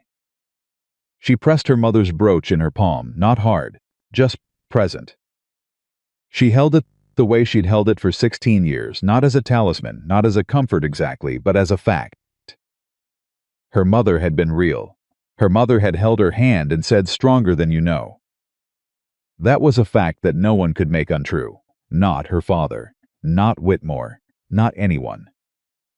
She slept.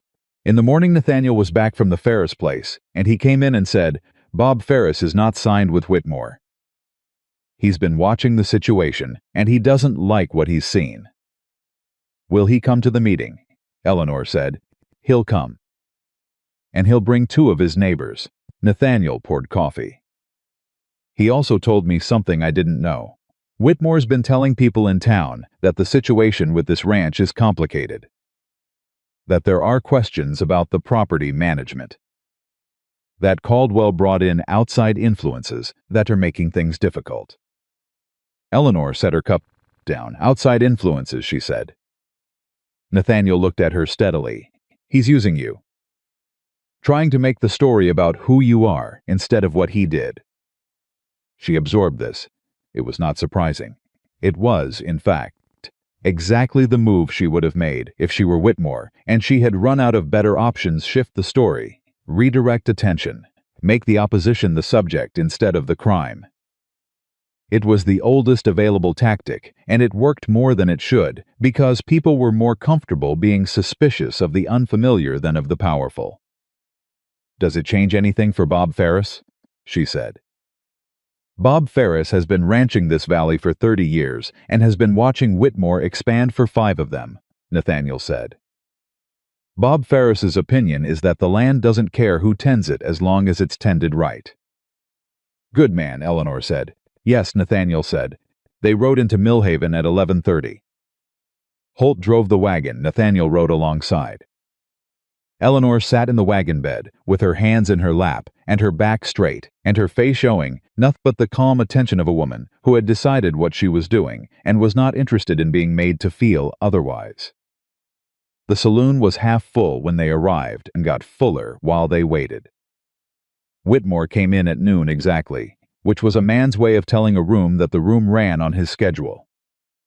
He saw Nathaniel and he saw Eleanor, and his face showed nothing, which was its own form of information. He started talking. He was very good at talking. He framed it as a community matter, a shared resource problem, a collective opportunity for the valley landowners to protect their interests.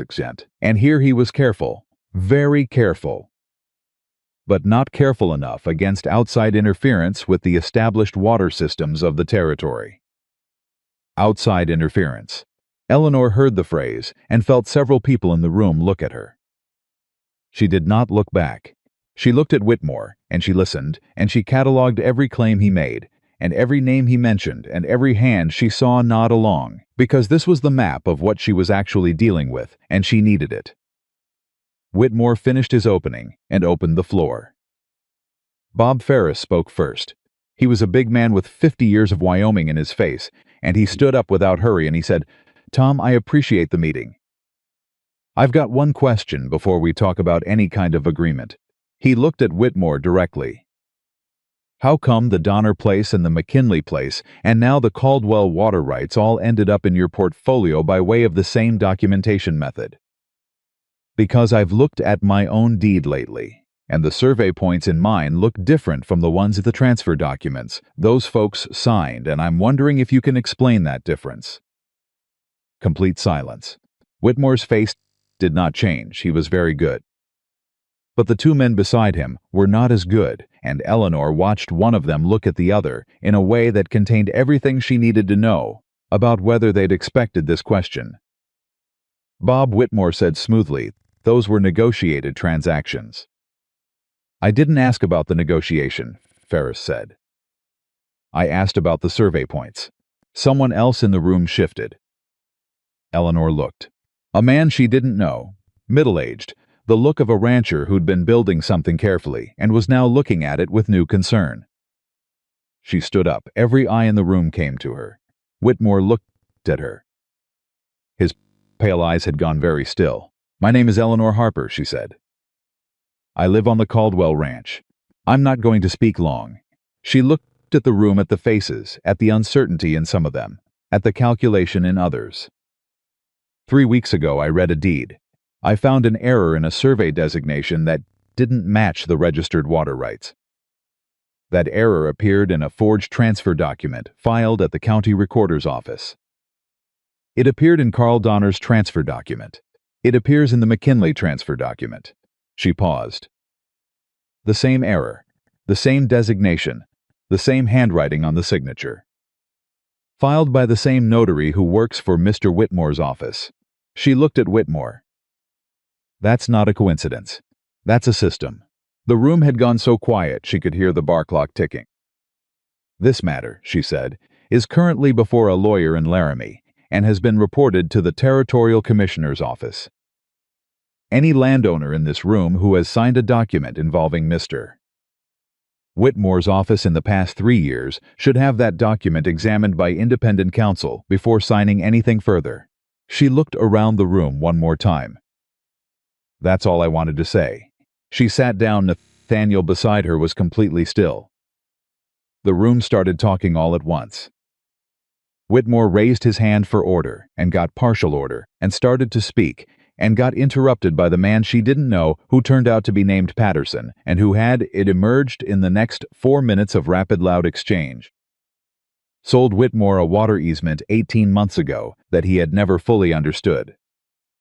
Gerald Pruitt was in the back of the room. Eleanor had not seen him when they came in. She saw him now. He was standing with his hat in his hands, and his face was the face of a man who had been waiting for this room to exist so he could figure out what he was going to do when it did. His son James was standing next to him. James Pruitt looked across the room and found Eleanor and gave her one small, tight nod. She nodded back. Whitmore tried twice more to bring the room to order. The second time he got silence. But it was a different silence from the beginning of the meeting, not the silence of people waiting for direction, but the silence of people who had heard something they were going to spend time with, and who were looking at Thomas Whitmore with new eyes. He looked at Eleanor. She met his gaze and held it without moving. He looked away first. On the way out, Clara caught Eleanor's arm. "Alderton's in Laramie," Clara said quietly. "Got a wire an hour ago. He's read the documents. He says he's coming to Millhaven." Eleanor's heart hit her chest wall hard. "When?" she said. 3 days, Clara said. 3 days. She found Nathaniel on the boardwalk. She told him. He looked at her for a moment. 3 days, he said. 3 days, she confirmed. "Whitmore's going to know by tonight that the documents are in Laramie," Nathaniel said. "Yes. He's going to move." "Yes," she said. "And now we know exactly what he's going to do because we just watched him try to do it in that room and fail." Nathaniel looked down the street at Whitmore, who was standing with his lawyer on the opposite boardwalk, speaking in a low, controlled voice that meant he was managing a situation he had not expected to be managing. "He's running out of moves," Nathaniel said. "He has one left," Eleanor said. "He'll try to discredit the evidence before Alderton can act on it. He'll challenge the copies, claim they're fabricated, try to create enough legal noise to delay."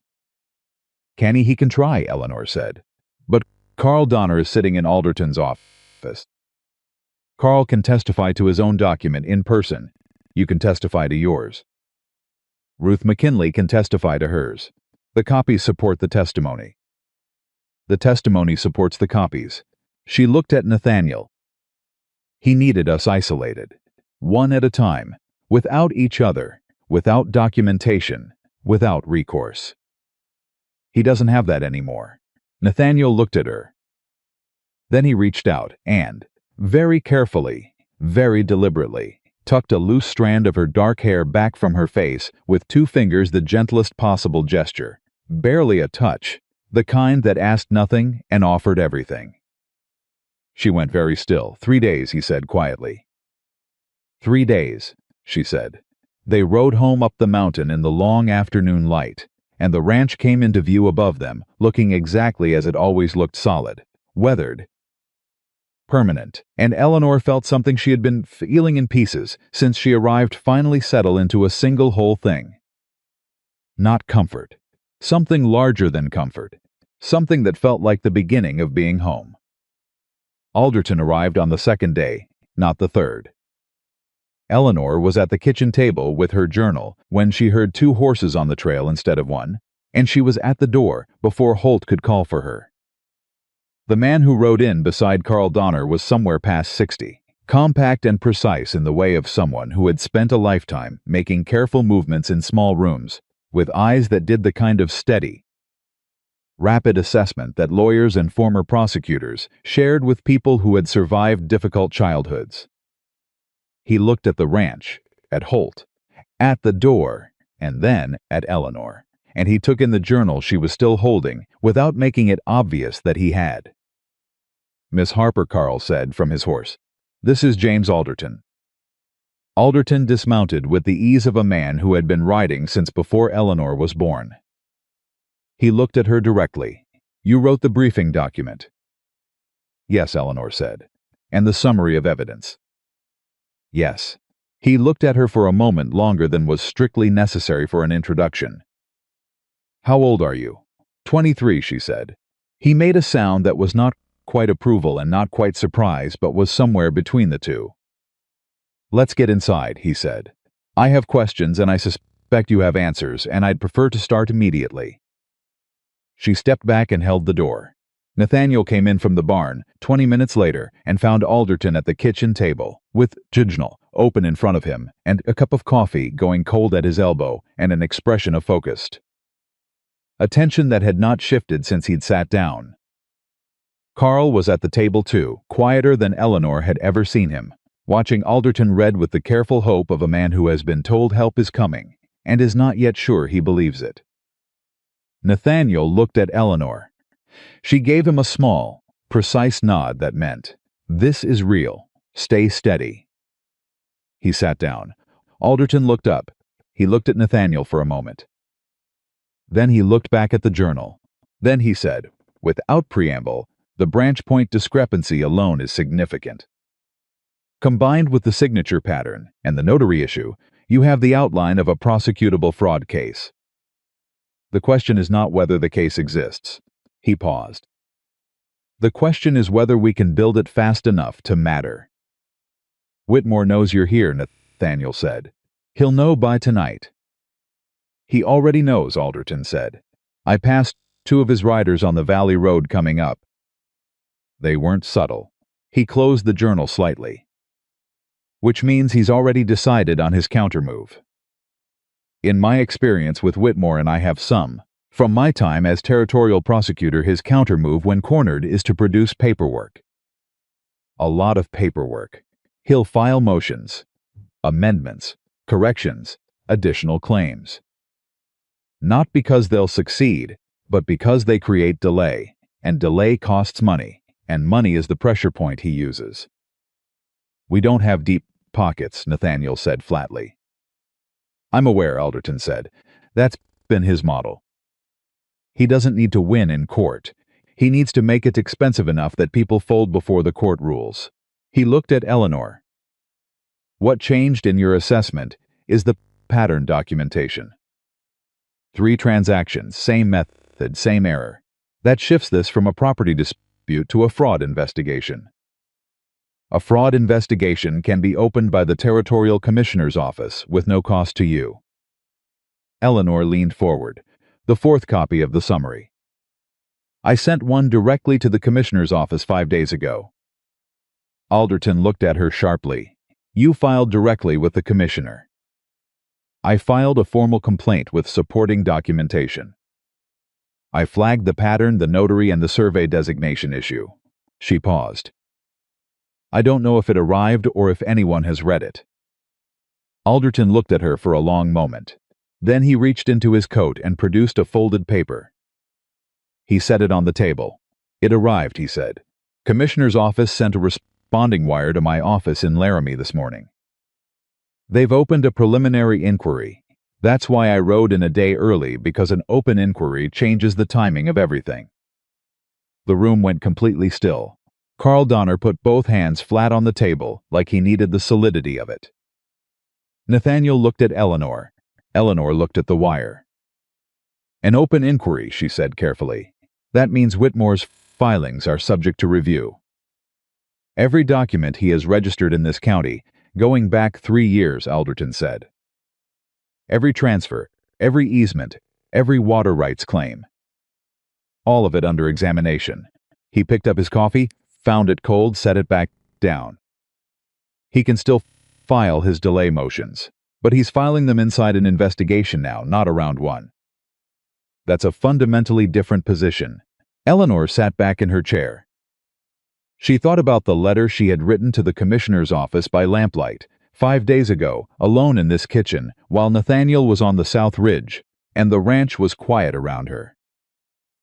She had written it because she believed in building multiple structures, because she had learned that a single point of failure destroyed everything, and redundancy was the only real protection.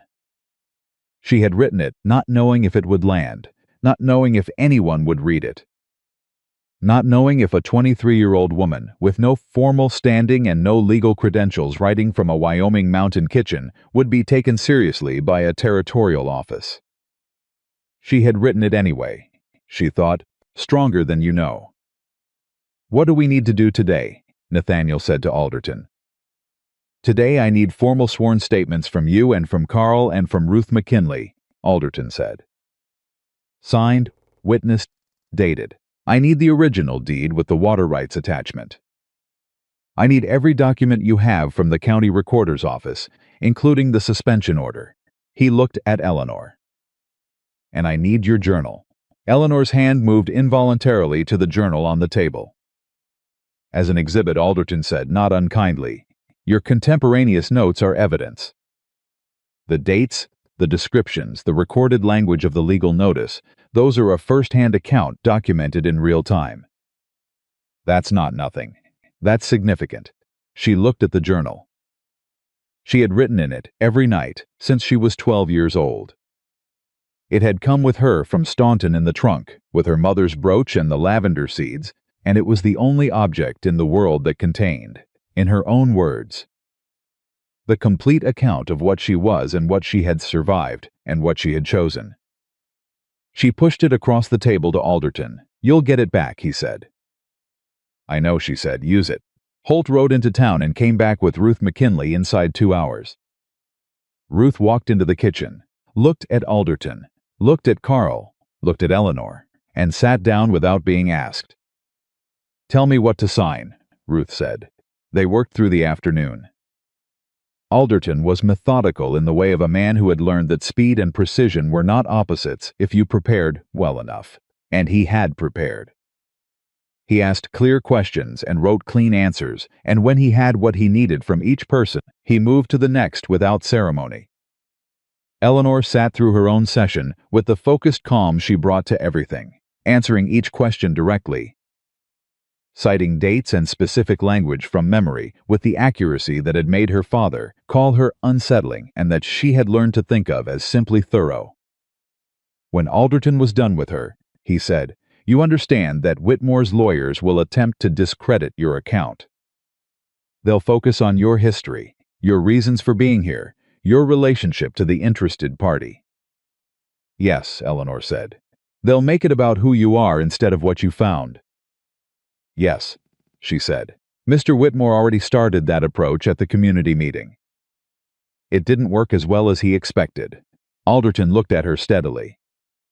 "It may work better in a more formal setting. You should be prepared for that." "I've been prepared for people to decide I don't matter before I've finished speaking my entire life," Eleanor said. "I'm prepared." He held her gaze for a moment. "Good," he said simply. At 5 o'clock, a rider came up from town, not one of Whitmore's men. Aldous Beck. The county recorder rode up the trail looking like a man who had made a decision and was moving before he could unmake it, and when Eleanor opened the door, he took off his hat and held it in both hands. "I need to speak to the lawyer," Beck said. "Come in," Eleanor said. Aldous Beck sat at the now crowded kitchen table, and he said, in the careful voice of a man delivering something he had been carrying for some time, "I have the original suspension order. And I have a second document that I didn't mention at the time because I wasn't certain what to do with it." He reached into his coat. When Whitmore's lawyer filed the transfer document, the filing fee was paid by bank draft. The draft was drawn on an account in Denver. He set a paper on the table. "That account belongs to a holding company. I looked up the holding company. It's registered under a name I didn't recognize, but the address listed in the registration is Whitmore's business address in Cheyenne." Alderton picked up the paper. He read it. He read it again. Then he set it down very carefully and looked at Beck. "You're telling me," Alderton said, "that the filing fee for a fraudulent deed transfer was paid from an account traceable to Whitmore's own business operations." "That's what the paper trail appears to show," Beck said. He looked at the table. I should have brought this sooner. There are 14 years of my career in this county, and Whitmore has reach in this county, and I was afraid." He stopped. "But if there's a commissioner's inquiry open, I'd rather be the man who brought information forward than the man who waited." Eleanor looked at Beck. She thought about fear. She thought about how long 14 years was to carry something, and how heavy. "Mr. Beck," she said, "you brought it now. That's what matters." He looked at her, something in his face that was close to gratitude. Alderton added the bank draft documentation to his case file without visible emotion, which was itself an emotion, the controlled composure of a man who has just received something significant and is going to let the significant break his concentration. "I'll be in Millhaven for 2 more days," Alderton said to the room. "At the end of 2 days, this file goes to the commissioner's office by personal courier, and I go with it." He looked at Nathaniel. "In the meantime, do not engage with Whitmore or his representatives directly. If anyone from his office approaches you, send them to me." "Understood," Nathaniel said. "Miss Harper," Alderton said. She looked up. "Same instruction," he said. "If he approaches you directly, particularly if it's an attempt to negotiate or to make an offer." "He'll offer to make this disappear," Eleanor said. "He'll frame it as protecting me from a difficult legal proceeding." "He might. He made that kind of offer to Carl, didn't he?" She looked at Carl. "When you were losing the ranch, he offered to take the water problem off your hands." Carl's jaw tightened. "Said it was a favor, said he was helping me out." "That's the move," Eleanor said. "He reframes the harm as assistance. The person he's harming feels like they're receiving something instead of losing something." She looked at Alderton. "He won't make that move on Nathaniel now, with the inquiry open. But he might try it on me. He'll think I'm the point of least resistance." "Are you?" Alderton said, with the directness of a man who asked because he needed an accurate answer. "No," Eleanor said, "but don't tell him that. That night Whitmore sent a letter to the ranch. It was addressed to Eleanor specifically. Nathaniel brought it in from the messenger and set it on the table and looked at her, and she nodded and broke the seal herself. It was 3 paragraphs. The first paragraph was courteous. The second paragraph described the legal complexity of the current situation in terms designed to seem helpful. The third paragraph suggested that a meeting between Eleanor and Whitmore's representative, not Whitmore himself, a representative might help clarify certain matters and potentially resolve the situation in a way that would be beneficial to all parties. Particularly, the letter suggested, to Eleanor's position in the territory. Given her circumstances. She read "given her circumstances" and felt the cold specificity of it, the threat that was not a threat, the pressure that came in the form of concern, the hand that pointed out the door while claiming to be showing you something interesting outside. She folded the letter. She set it on the table. "He's trying to isolate me from the case," she said. "If I meet with his representative, anything I say can be used to suggest I negotiated independently, which creates a crack between my account and yours. It muddies the witness testimony." Nathaniel looked at the letter. "He called you a circumstance. He called my existence in this territory a circumstance," Eleanor said. "Which is a particular kind of threat. He's suggesting that my standing here is precarious, and that he has the ability to make it more so." She looked at Nathaniel directly. "He's not wrong that my standing is informal." Nathaniel looked at her. The moment held. "Eleanor," he said. "I know what you're going to say," she said. "I'm going to say it anyway," he said. "I told you I wanted to wait until this was resolved. I told you I wanted you to have options before I asked. I meant that." He paused. "But I also think you should understand clearly that whatever Whitmore thinks your circumstances are, they're not what he thinks they are." He looked at her steadily. "You have standing on this ranch, all the standing there is. I want you to know that without any ambiguity." She held that. She thought about all the ways she might respond to it, the careful ones, the ones that protected her, the ones that kept the distance she'd maintained since the first morning with the coffee. She had been good at distance. She had survived by being good at it. But distance had not brought her here. Presence had brought her here. Showing up in the dark and doing the work and refusing to become what anyone else had decided she should be, that had brought her here. And the man across from her had looked at all of it and moved his chair closer, not farther. "I know," she said, not performing calm this time. Just saying it. "I know, Nathaniel." Something in his face settled like a structure finding its foundation. She wrote a single-line reply to Whitmore's letter. All communications regarding this matter should be directed to James Alderton, attorney, Laramie, Wyoming Territory.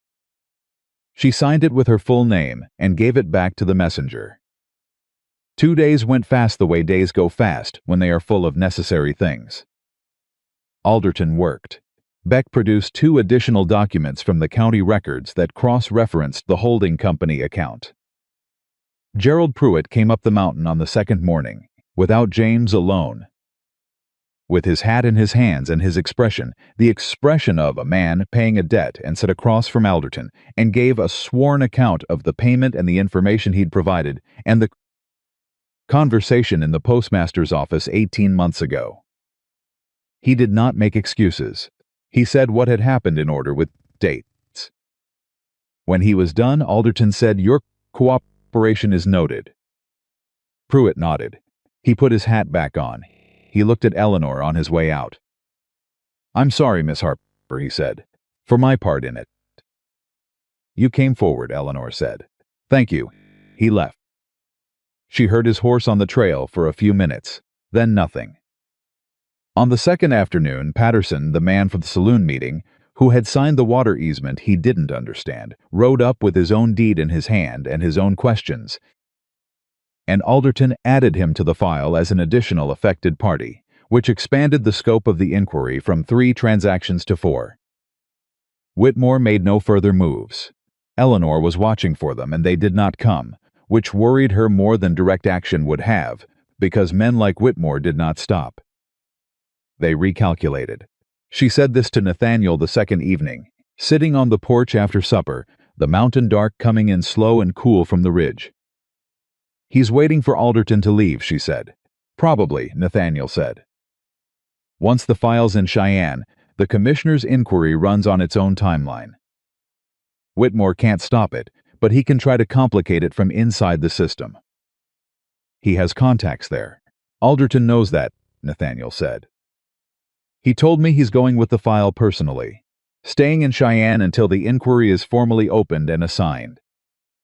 "That's the right move," Eleanor said. Nathaniel was quiet for a moment. She could feel him beside her in the dark, not touching, just present, the specific warmth of a person who has chosen to be near you, and whose nearness has become something you carry in your body as a fact. "When I was losing the ranch," he said, "after Margaret died, it was the worst 2 years of my life. The grief and the debt and the work and the silence, all at once. I came closer than I've told anyone to letting it go. To riding out and not coming back." She looked at him in the dark. "What stopped you?" "The horse," he said. "June. She needed feeding, and then it was morning and the fence needed mending, and then it was another day." He paused. "That's the honest answer. Not nobility.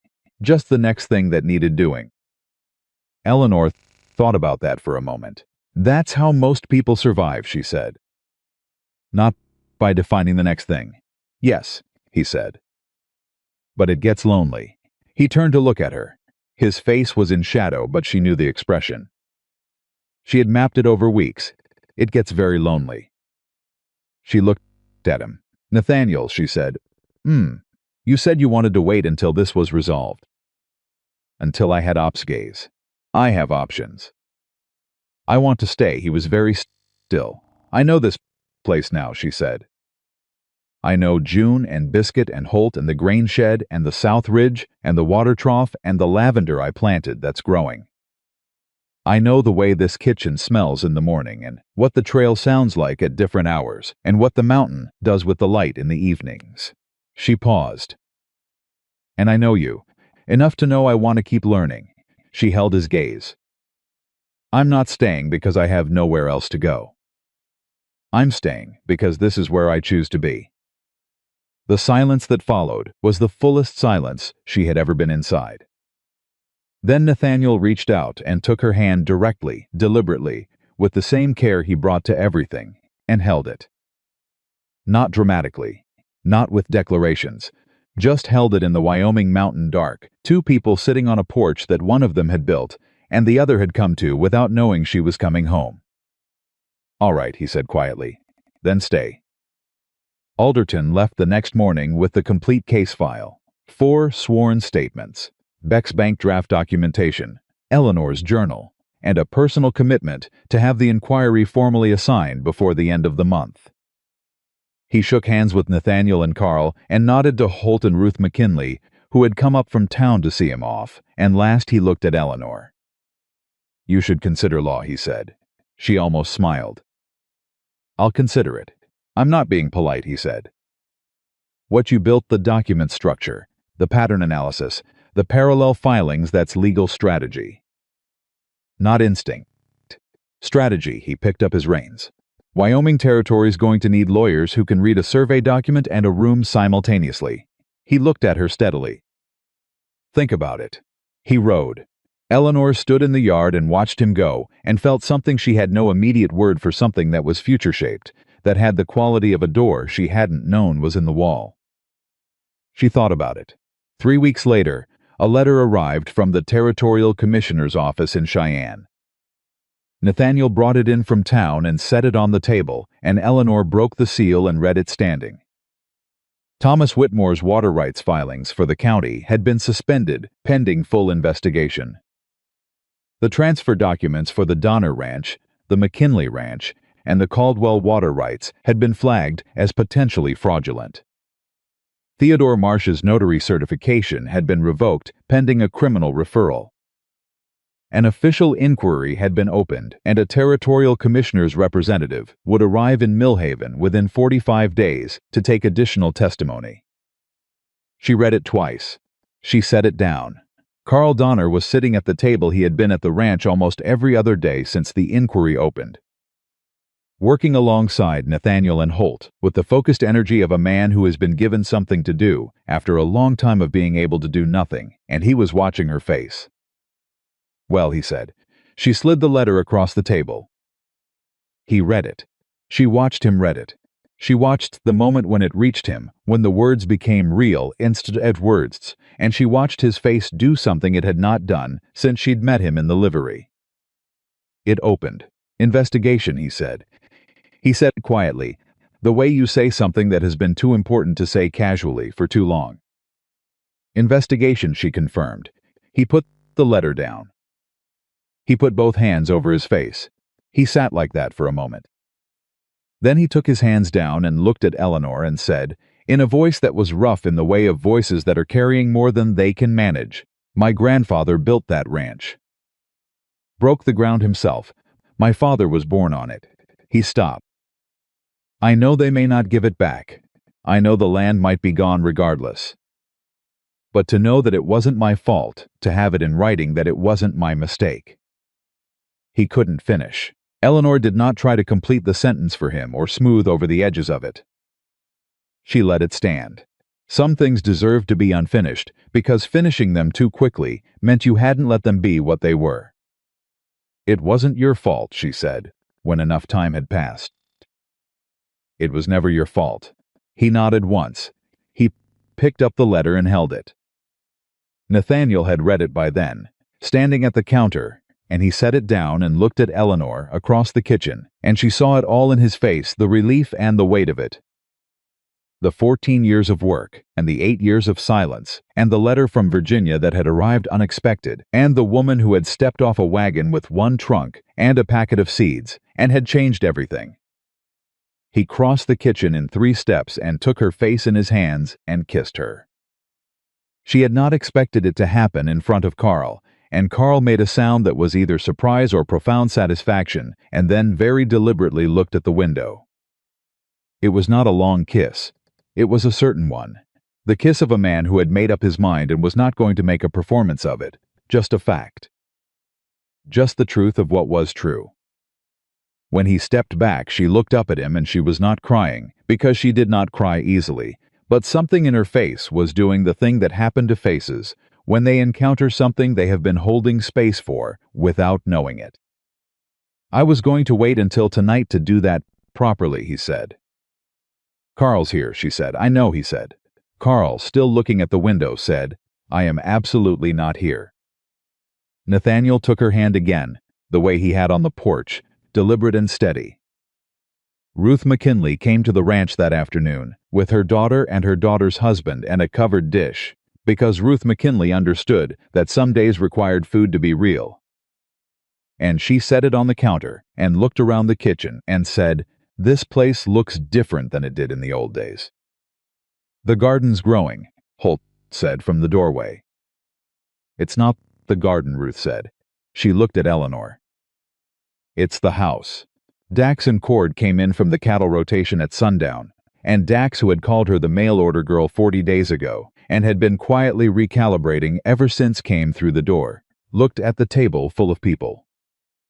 Looked at the commissioner's letter Ruth was reading aloud, looked at Eleanor standing at the stove, and said, without any particular ceremony, "Good. It's about time something worked out right." She looked at him. He touched his hat brim and sat down. The kitchen was full that night. Full of voices and the weight of the letter and the relief that was not the end of everything, but was the beginning of something better. Patterson had ridden up from the valley with his wife. Aldous Beck came with his wife. Gerald Pruitt sat in the corner of the room with James beside him, and he was quieter than everyone else, but he was there, which was its own kind of statement. At some point in the middle of the evening, Eleanor stepped out onto the porch. The mountain dark was complete and enormous, and the stars were everything. Biscuit came and leaned against her leg immediately, which was what Biscuit did, and she put her hand on the old dog's head and stood in the quiet. She thought about her father's house in Staunton, Virginia. She thought about the room she had shared with her stepsisters and the ceiling she had stared at in the dark. She thought about the wagon in the morning, the train through Ohio and Indiana, the sky opening up over Wyoming like a statement. She thought about a letter that had described her as a financial strain. She thought about all the ways she had been asked, over 23 years, to be less. To take up less air, to need less, want less, notice less, say less. She thought about how good she had gotten at the performance of smallness, how she had worn it like a coat, how she had learned to move inside it so efficiently that sometimes she had almost believed it fit. She took a breath of the mountain air. She thought, it never fit. Nathaniel came out behind her.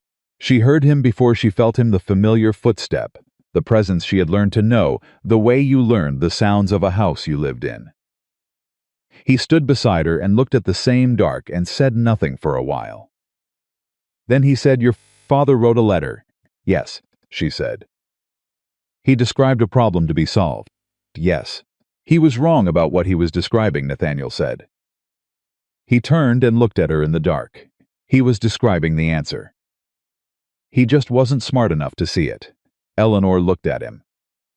He held her gaze with the steadiness that was the most essentially him thing about him, the quality of a man who had looked at difficult things for a long time and had learned not to look away from the true ones. "I want to marry you," he said, "when you're ready. When you want to.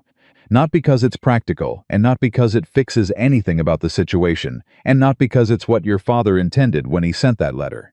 He paused. "Because you are the bravest and the sharpest and the most quietly extraordinary person I have ever known, and I would like to spend the rest of my life on this mountain, knowing you chose to be here." The stars were enormous above them.